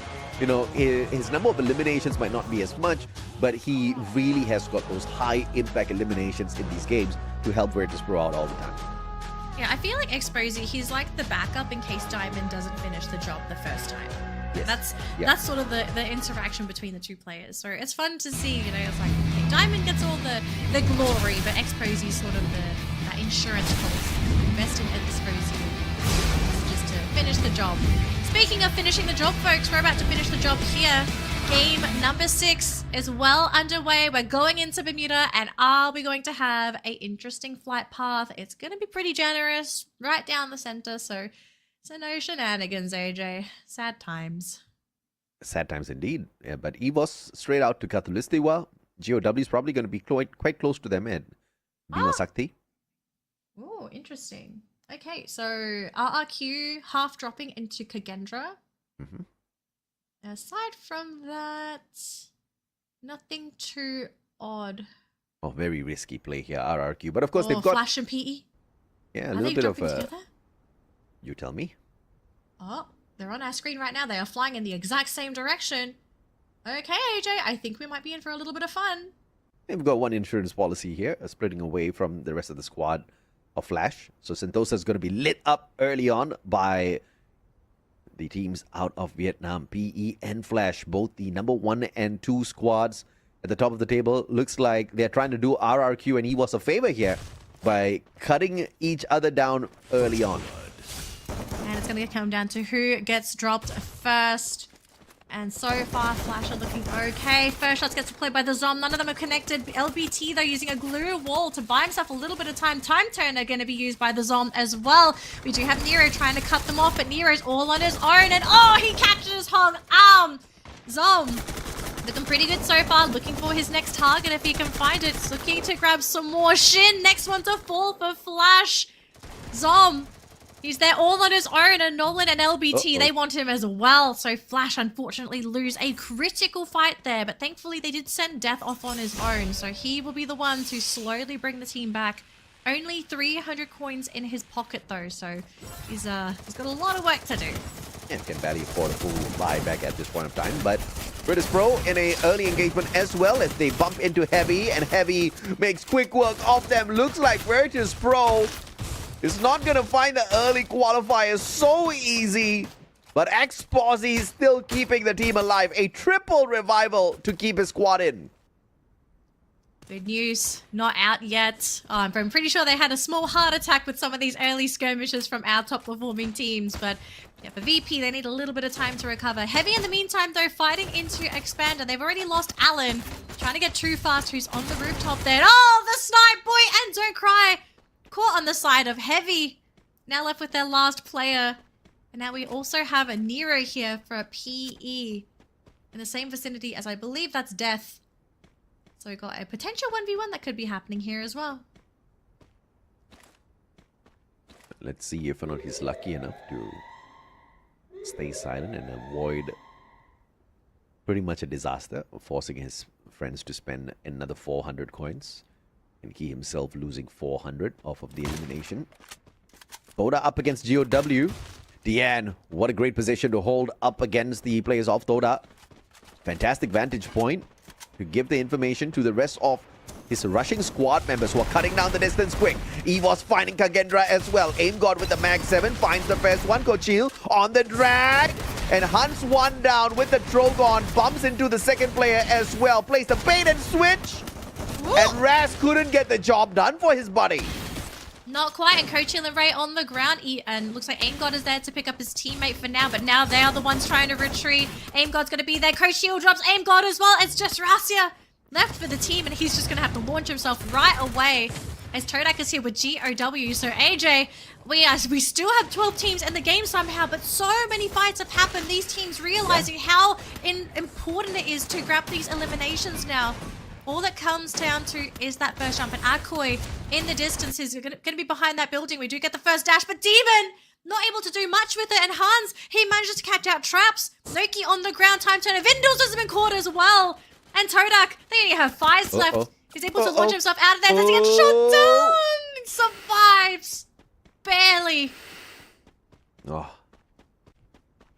Just on time. Inhaler's going to help him recover a little bit here.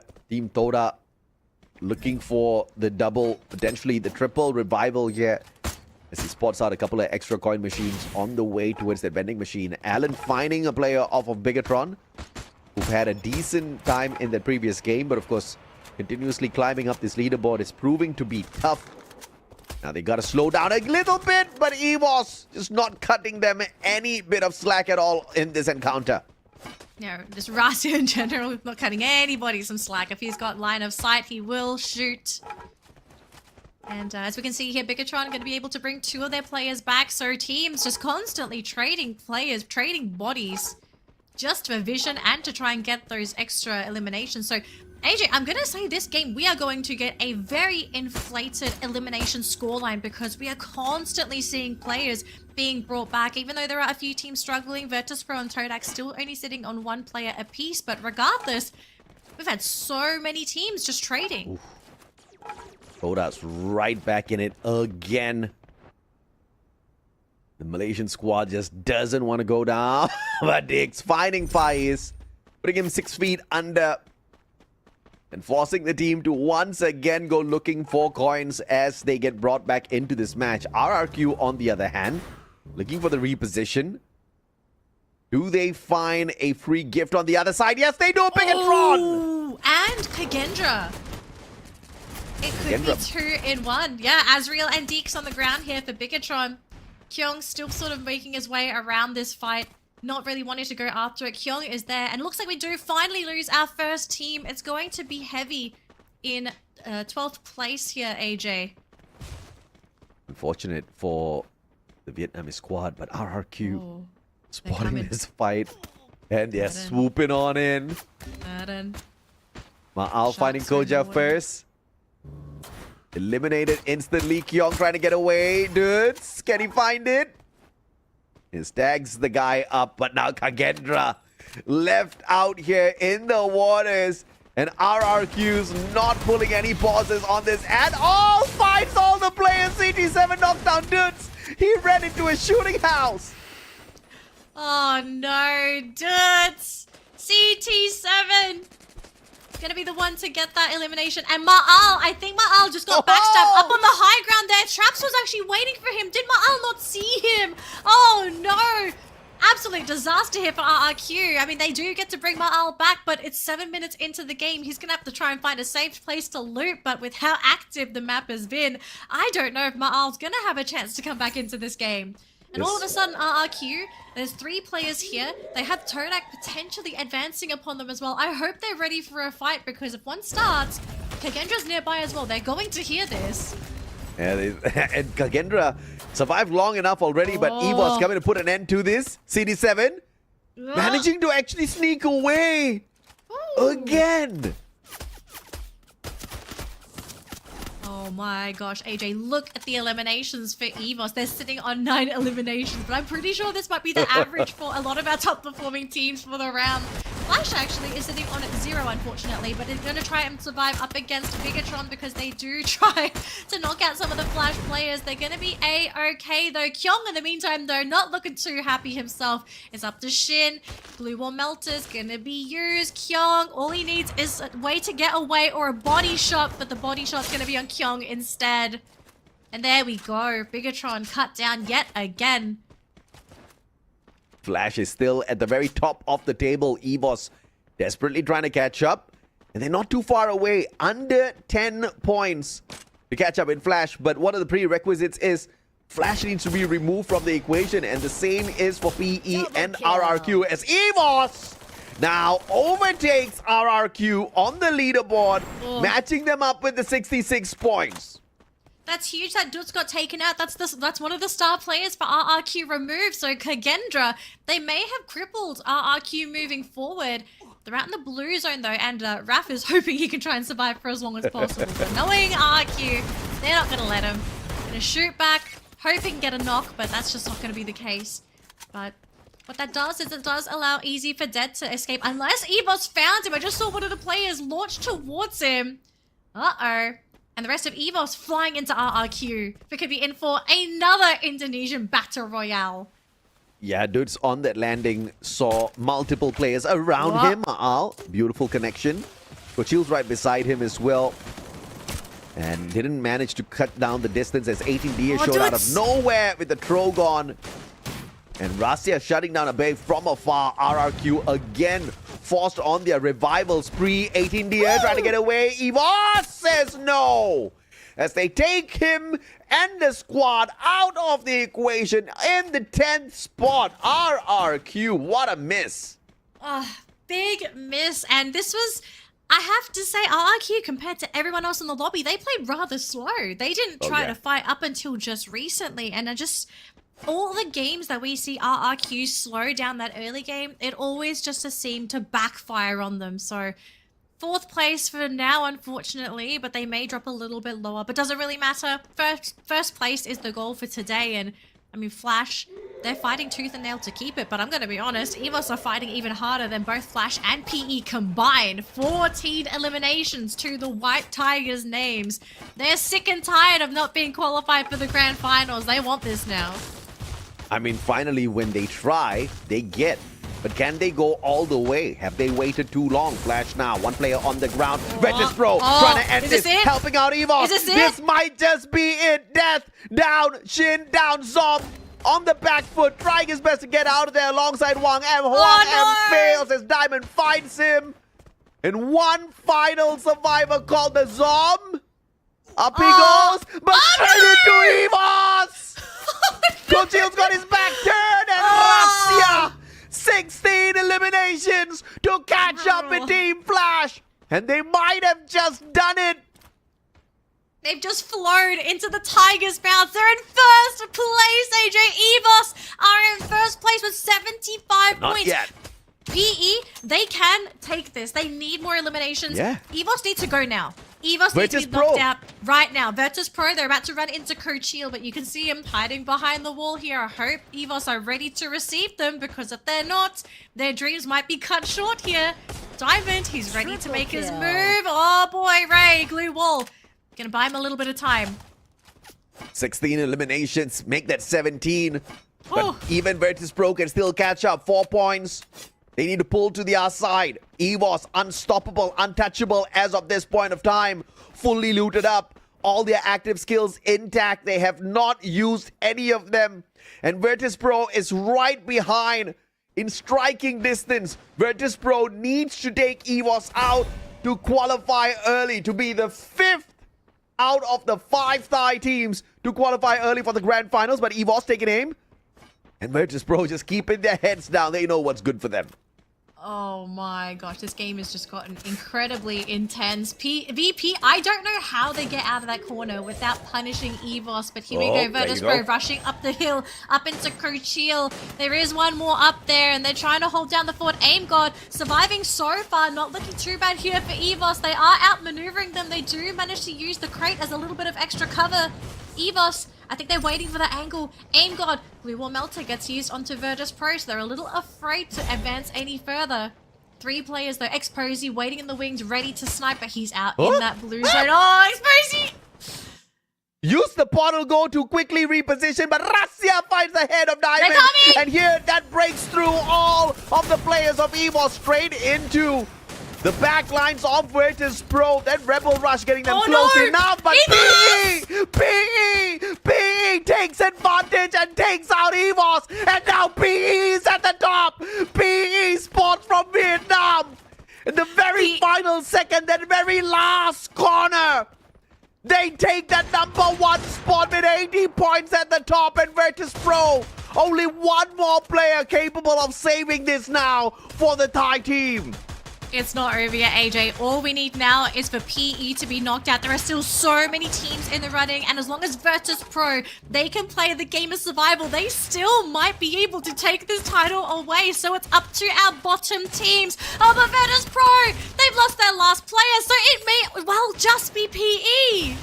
It is definitely PE Sports in a phenomenal day.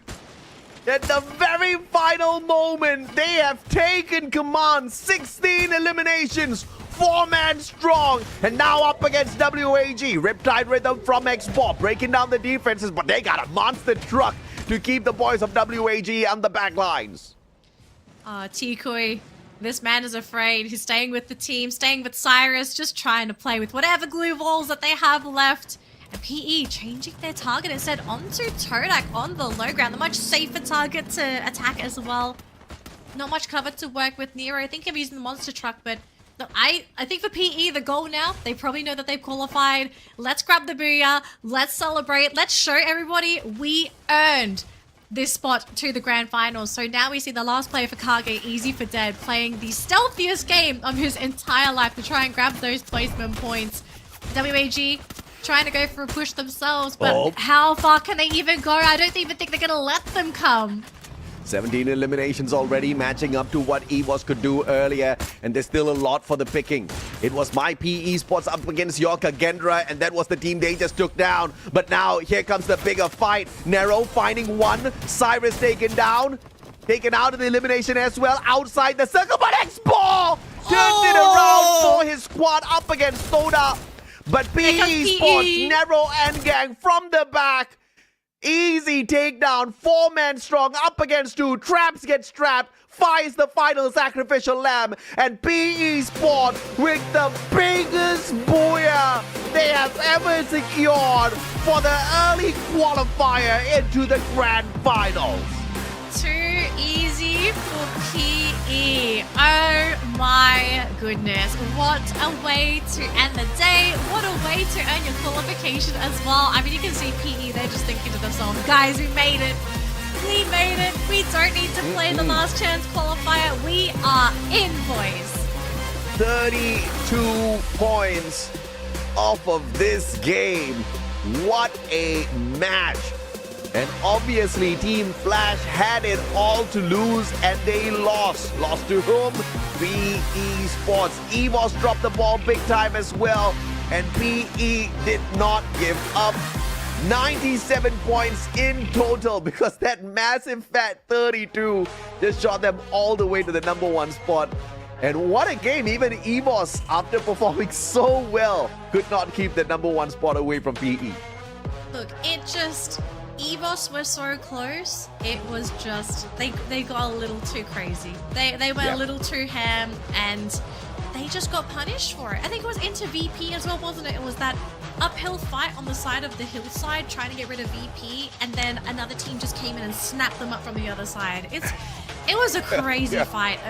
there was just one drop of blood, tons of sharks in the water, and if you got in the line of fire of someone else, I'm sorry, bro, you're taking a chunk out of your side. Not really much you can do about it. So it's such a shame to see EVOS not make it through yet because they really wanted it. We saw how much they wanted it during that early game. It was just getting a little bit. This game was too scrappy. If this was just a typical game of Free Fire, I think they would have gotten away with it. The issue was they also had VP and PE and even Kagendra that were actually looking to pick up all these eliminations as well. Just such a crazy lobby. And that's exactly how it's designed to be, right? Because we have allowed the biggest, point takers to qualify early into the grand finals, and whatever that's left in this mixed bag of talent is quite close to each other. That was proven through the leaderboard today. Game after game, it was shifting, but one thing that really stood out was how close these teams were to each other. And at the end of the day, for the final game, we had 6 teams in contention for that number 1 spot. In a miraculous manner, PE Sports manages to scratch and climb all over the rest of these squads and make it into the grand finals. And they are basically repping Vietnam big time. This is a really, really good spot for PE to be in. And what a consistent way to get in there as well, right? Not just through luck with the positioning on the circle or whatsoever. That was just pure firepower leading them through that game.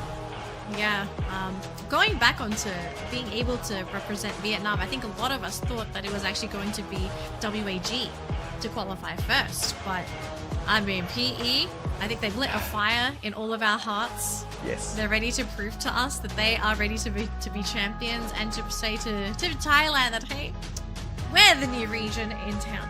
We're going to take the crown this time. It's no longer going to be a Thai team. Yes, there might be 5 Thai teams, 4 or 5 Thai teams already qualified and 1 Indonesian team, but I think Vietnam, they're almost ready to receive a title for themselves. They are so close.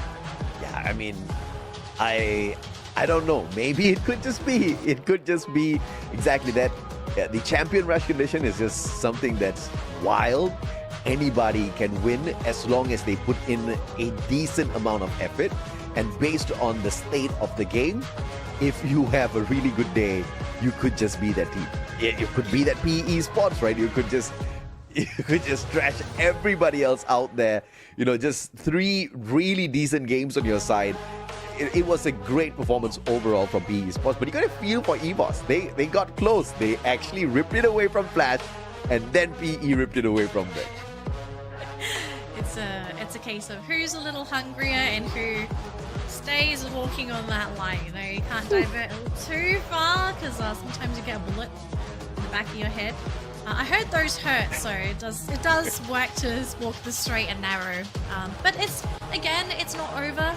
Of course, the teams that have all qualified in first place for the past few weeks, they've already earned their qualification spot to the grand final. We still have 6 more spots. So it's not over for our teams yet. They just have to prep for our last chance qualifier happening next week. And that's going to be 6 spots. So a chunk of teams are still making it through. But I think for everybody competing, don't assume you will automatically qualify. I mean, we've seen over the past few weeks that anything can happen. Absolutely anything.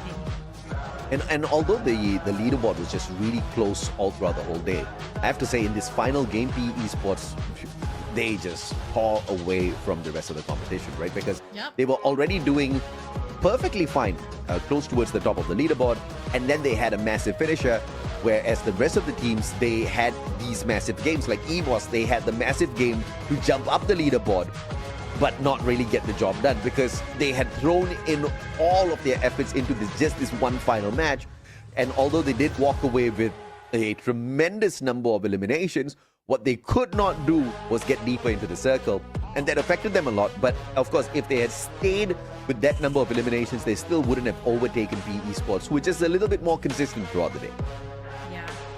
Well, congratulations to our last team to qualify through the knockouts because everyone else, we're going to see them again. It's going to be next week though, because as you all know, everybody, it is Sunday, so that's going to conclude all of the Free Fire matches for this week. But yeah, next weekend we've still got plenty more, and we also have Clash Squad as well. So if you've been enjoying all of the Clash Squad action as well, definitely tune into those games as well, because competition for Clash Squad has been fierce this week, and we are in the next stage of the competition for Clash Squad. It is a double elimination. You know, everybody's nervous out there for sure, waiting for this action. But, you know, the bigger question was going to be always, who is that team? Who's that final team that finds that sixth spot? I honestly expected Virtus.pro to make a big fight for this, because they were the final Thai squad, right? And Thailand is always known to be the monsters. And, you know, Virtus.pro doesn't want to be that one team that's singled out within the region to be the weakest Thai team.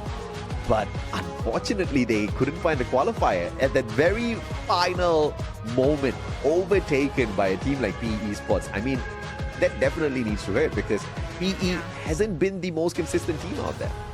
I think we also need to be a little gentle with VP too, because the only reason why they weren't able to go further was essentially EVOS. EVOS rained down bullets. They rained down hell on VP when VP was just hiding behind the fence line. So, you know, it was a crazy fight, and I think if it wasn't for EVOS, I think Virtus.pro could have beaten out PE as well. Both teams were fighting 4v4, full inventories, full equipment.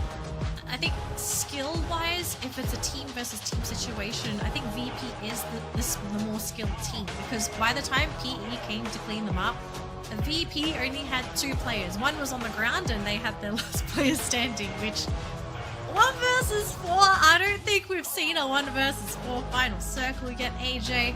But I would love for the day to come where we one day have somebody reverse sweep a team, because I think we need to have that happen at least once in the Free Fire competitive scene. Yeah, I mean, you're also talking about players like LBT, Nolan, Nero, especially LBT, right? In a really good day, in a really good fight, he can overwhelm you. And I think that's the factor that kind of played its role this time around. Yes, Virtus.pro is good, but of course, not good all the time. We do have the interview coming up for you guys. We'll be back with you in a bit. Thank you to the caster. Hello everyone, we are PE Esports Team of the Day. And we are PE Esports right here, and right next to me is our Team of the Day. PE Esports. So they win the live broadcast segment. Xin chào các bạn khán giả, mình là MC Who's Dương. gonna do Bên the cạnh jumping này jacks? chính là PE You're gonna love Esports who they Team picked. of the Day của chúng ta I didn't ngày hôm sneaky nay. peek. Và bây giờ thì chúng ta trước khi đến với phần phỏng vấn thì bọn mình sẽ làm một cái thử thách. Và không biết là LPT hôm nay đội tuyển mình chọn chính là ai vậy ạ? Chắc chắn là EVOS rồi chị. Alright, you guys. So today the teams that PE Esports decided to pick due to the daily challenge is EVOS Divine. Alright then. So the challenge today is going to be the losing team will wear a loser band head, In the and second they spot. have to do 10 times jumping jack. Và daily challenge của chúng ta ngày hôm nay với hình phạt là đội tuyển nào thua sẽ phải đeo một cái băng kẻ thua cuộc ở trên đầu, và tất nhiên là họ sẽ phải phục xì dầu thêm cả 10 cái nữa. Và bây giờ thì chúng ta hãy cùng ca với kênh của Indo để xem hình phạt của họ nhé. Alright, now head to the Indo podcast, you guys. Another couple of days, VE can chill, and on top of that, they gotta wear the loser headband, do the hokey pokey. No, not the hokey pokey. Oh, there it is. Jumping jacks. All right, thank you, Insolent PE Sports survivors. We're back to Indonesia's interview session, and unfortunately, we have been chosen to do today's punishment for the daily challenge. And I'm here with EVOS Divine. We have Ray and Kachal to do the punishment here. But before that, of course, we're gonna have a video conversation first. How does it feel to be chosen to be the one to do the punishment? Gimana rasanya kepilih sebagai tim yang harus melakukan hukuman nih dari PE Sports? Biasa aja. Nothing special? You're not mad? You're not disappointed? Biasa aja. Oh, okay. They're not even mad. They're not even disappointed. It's just another day, another normal day for EVOS Divine. Is there anything you'd like to say to PE Sports after they chose you to do the punishment? Ada yang mau disampaikan ke PE setelah mereka milih kalian? Apa yang mau disampaikan buat PE Esports? Kalau dari aku sih, congratulations udah lolos. Ya kasih tahu aja di grand final. Oke, apa? Mantap PE Sport. Tunggu aja kita di grand final. Okay, congratulations on going on to the next stage, PE Sports. But watch out, because EVOS Divine is coming for you. We'll see you at the grand finals. All right, so without further delay, we're going to do the punishments right now. So we're going to have to do 10 jumping jacks. And one of you are going to have to say, I admit the defeat from PE Sports. Jadi mau ngomong dulu, saya menerima kekalahan dari PE Sports atau mau jumping jacks dulu? Ngomong dulu ya. Kekalahan dari PE Sport. Okay. Saya mengakui kekalahan dari PE Sport. Okay, we're done with the sentence. Now moving on to the jumping jacks. 10 jumping jacks. Here we go. Thank goodness they gave each other enough space. I was scared we were going to hit each 1, other in the face. 2, there we go. 3, 4, 5, 6, 7, 8, 9, 10. Okay, that is it, you guys. Anything else you'd like to say? Oke lu. Mantap, Bigetron. Okay, so that's it for today's daily challenge. We've done the punishments, and he said that it's just a lucky day for PE Sports, so there's really nothing much that we can do. But now we're gonna go back to the shoutcaster. Take it away, casters. I want a headband now. That exact What? headband. Did you not see him? He changed the headband, so he's like a one-eyed pirate. Dang, you're gonna embrace the loser headband. PE we turn that to merch? would beg to differ. He's not I a need to email one-eyed somebody. pirate. He's a one-eyed loser with that headband. So, but of course, we all poke the tiger, knowing that they can go absolutely wild in the grand finals. But it's not grand finals just yet for EVOS, because now that they don't qualify, they have to play Week 6. Week 6 has got 2 days of play for the bottom 12 teams. And out of 2 days, a total of 12 games, we will look at the top 6 teams and send them into the grand finals to join the first 6 who have already qualified.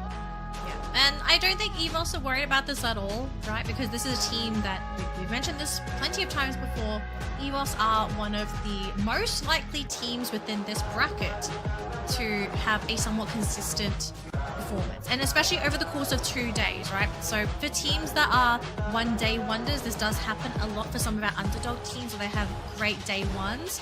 When day 2 rolls around, sometimes that consistency kind of disappeared from the previous day. So I don't think EVOS is too concerned. There may be some other teams that are feeling a little bit iffy, however, because we do have some teams that would normally be consistent, but they have definitely fallen off in terms of that consistency. And at the moment, it's unsure as to whether it is a performance issue or maybe the team's just practicing things, because these games, I don't think these are high-risk games, right? Like, no one is being eliminated as of yet in the original, this knockout stage. It's only the last chance qualifier where I think teams start to take things really seriously, because, 6 spots left. If you don't make it in that 6, you're actually out. God, this was a massive, massive game from the squad this time round. Just look at Lonan, right? 8 eliminations, 8 assists, 7 knockdowns, but 2,000 damage, right? They were clearly preying on some of the other teams, the other knocks as well, as they were going through these matches. So it's a very proficient game. So PE Sports, very predatory in their nature for this massive match. Very predatory. I mean, with a spot to the grand finals, I think this is the best time to become the predator and not the prey. So I think they kind of appreciate the fact that they also did very well today. Because PE, I think even before this, they haven't necessarily been a team I think that a lot of us were really looking out for. There were, of course, plenty of other teams that really outshone PE. It was just really today, I feel, where PE shone brighter than everybody else. Yeah. So, of course, they do deserve their qualification spot. 32 points in the last game of the day. I mean, if that's not proof enough, then I don't know what to show you. I mean, if that's not proof enough, then we don't know what we can do. But it's just an issue of are they going to be like this at the grand finals? Now that they've found the qualifier into the grand finals, what can they do with this extra bit of time? PE Sports Vietnam needs to figure that out. But look at this. Vietnam standing tall as PE Sports finds their way into the grand finals, joining teams like Onyx. Yet another underdog has joined some of the very best, right? You've got Twisted Minds, you've got Falcons, you've got AGL, as well as Buriram. All four of those teams from Thailand. Now you've got a representative from Vietnam there as well. Yeah. And this standing today, AJ, is going to give us a pretty good indicator as to how teams are likely to perform next week as well. So if we take PE off the list because they will not be playing next week, according to the stats for today, we're going to have EVOS, VP, Flash, RRQ, Kagendra, and Todak be the top 6 front runners, which leaves Expand, Bigatron, WAG, Heavy, GOW, and our final team that is joining them next week as the teams that will need to play catch up. So I think teams that didn't get into the top 6, quote unquote, today, I think they're going to maybe have to re-evaluate themselves before coming into the games next week, because it's over the course of 2 days, it's going to be a marathon, but they will need to pay attention to the quote unquote top front runners for the group. No doubt. Team of the day, PE Sports, 97 points, not the flashiest, but it was enough to squeeze them through. And of course, an extra $250 in their pockets for picking up the title of Team of the Day. And that gives us our top 6 in the grand finals. There's going to be a waiting to see who their opponents are going to be off of next week. Week number 6 is going to be the final chance, the last chance for the top 6 teams to make it into the grand finals as well. If you don't make it, that's about it. But we've got one more interview coming up for you guys as well. And Danny, obviously they get to see us a little bit more after this. Let's see which host we get this time around out there. Hi everyone, I'm Yusul, and right next to me is PE Sport LBT and PE Sport Jonah. And we are very proud to loudly announce that we are Team of the Day today, and welcome to the interview. Xin chào các bạn khán giả, mình là MC Yusul và ngay bên cạnh mình đây chính là PE Sport LBT và PE Sport Jonah. Và ngày hôm nay chúng ta đều rất là tự hào vì cuối cùng cũng đã có được một team Việt Nam giành được tấm vé vàng để vào chung kết sớm. Và ngày hôm nay thì chắc là quá là trọn vẹn rồi, nên chúng ta hãy cùng nhau phỏng vấn luôn nhé. Alright, into our first questions. Of course, how do you feel, LBT? And I want to ask about our little brother Jonah. How is it feel when this is your first time going outside on board to join the tournament with your team? Thì với câu hỏi đầu tiên là không biết là tất nhiên rồi, cảm xúc của bạn hiện tại đang cảm thấy như thế nào? Và về phía của em út Jonah thì lần đầu tiên được đi thi đấu quốc tế với đội tuyển của mình là như thế nào vậy ta? LBT trước nha.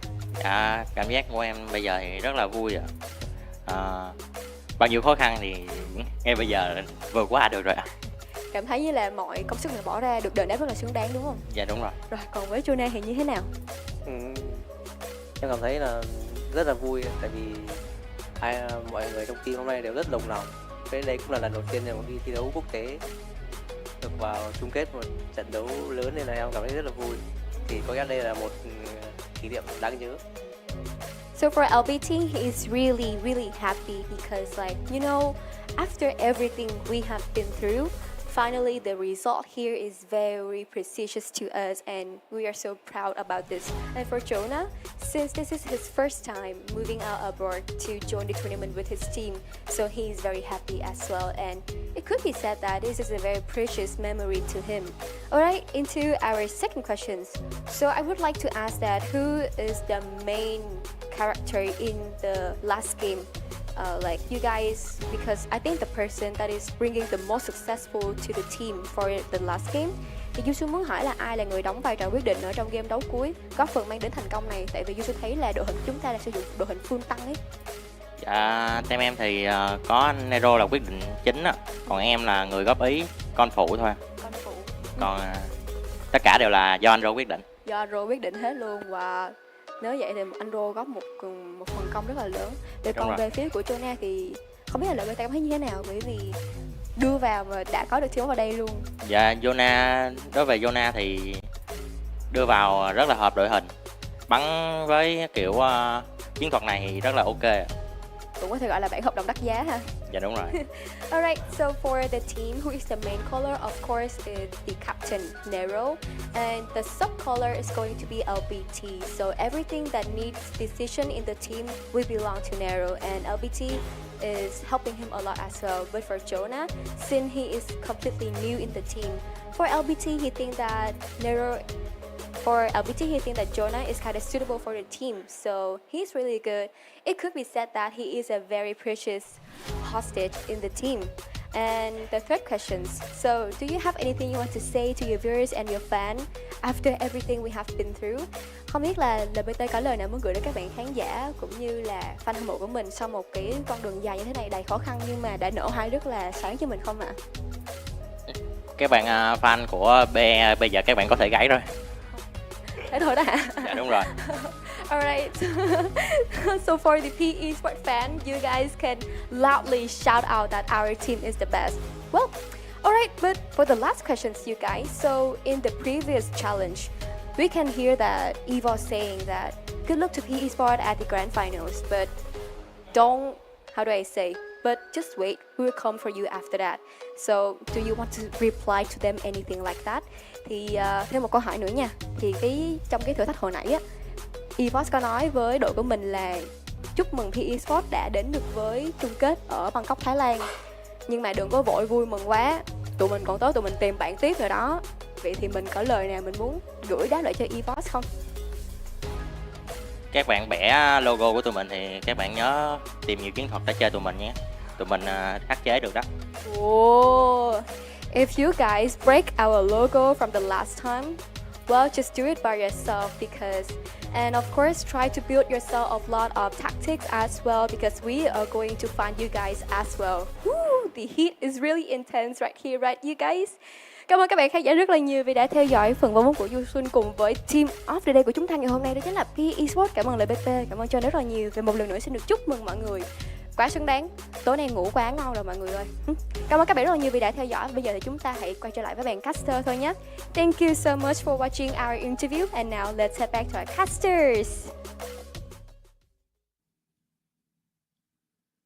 Great to hear from PE and congratulations to them yet again for making it through to the grand final so they can celebrate for an extra week, but I'm pretty sure they're probably going to tune into the games next week as well because homework needs to be done, especially if you are in the grand final.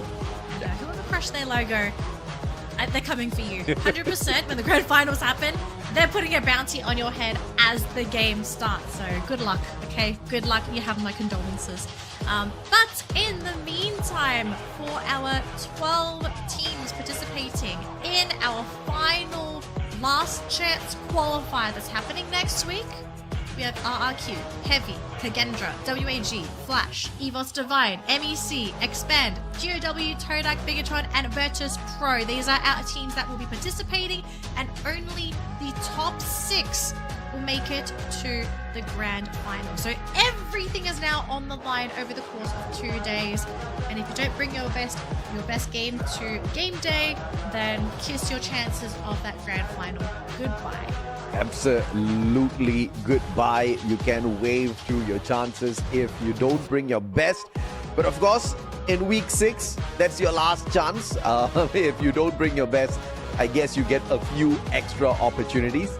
Very specifically, you get a second day of play, unlike the grand final. So, you know, a little bit of a comeback could be expected in there, looking at how close the competition has been in here day after day, Danny. Yeah. Well, I think that's going to be it for us, AJ. It's been an amazing experience casting with you yet again. Likewise. Catching some very exciting games. But that's going to be it for us survivors. We'll see you next week for some more Free Fire, whether it be Battle Royale or Clash Squad. But until then, have a great week and we'll see you next time.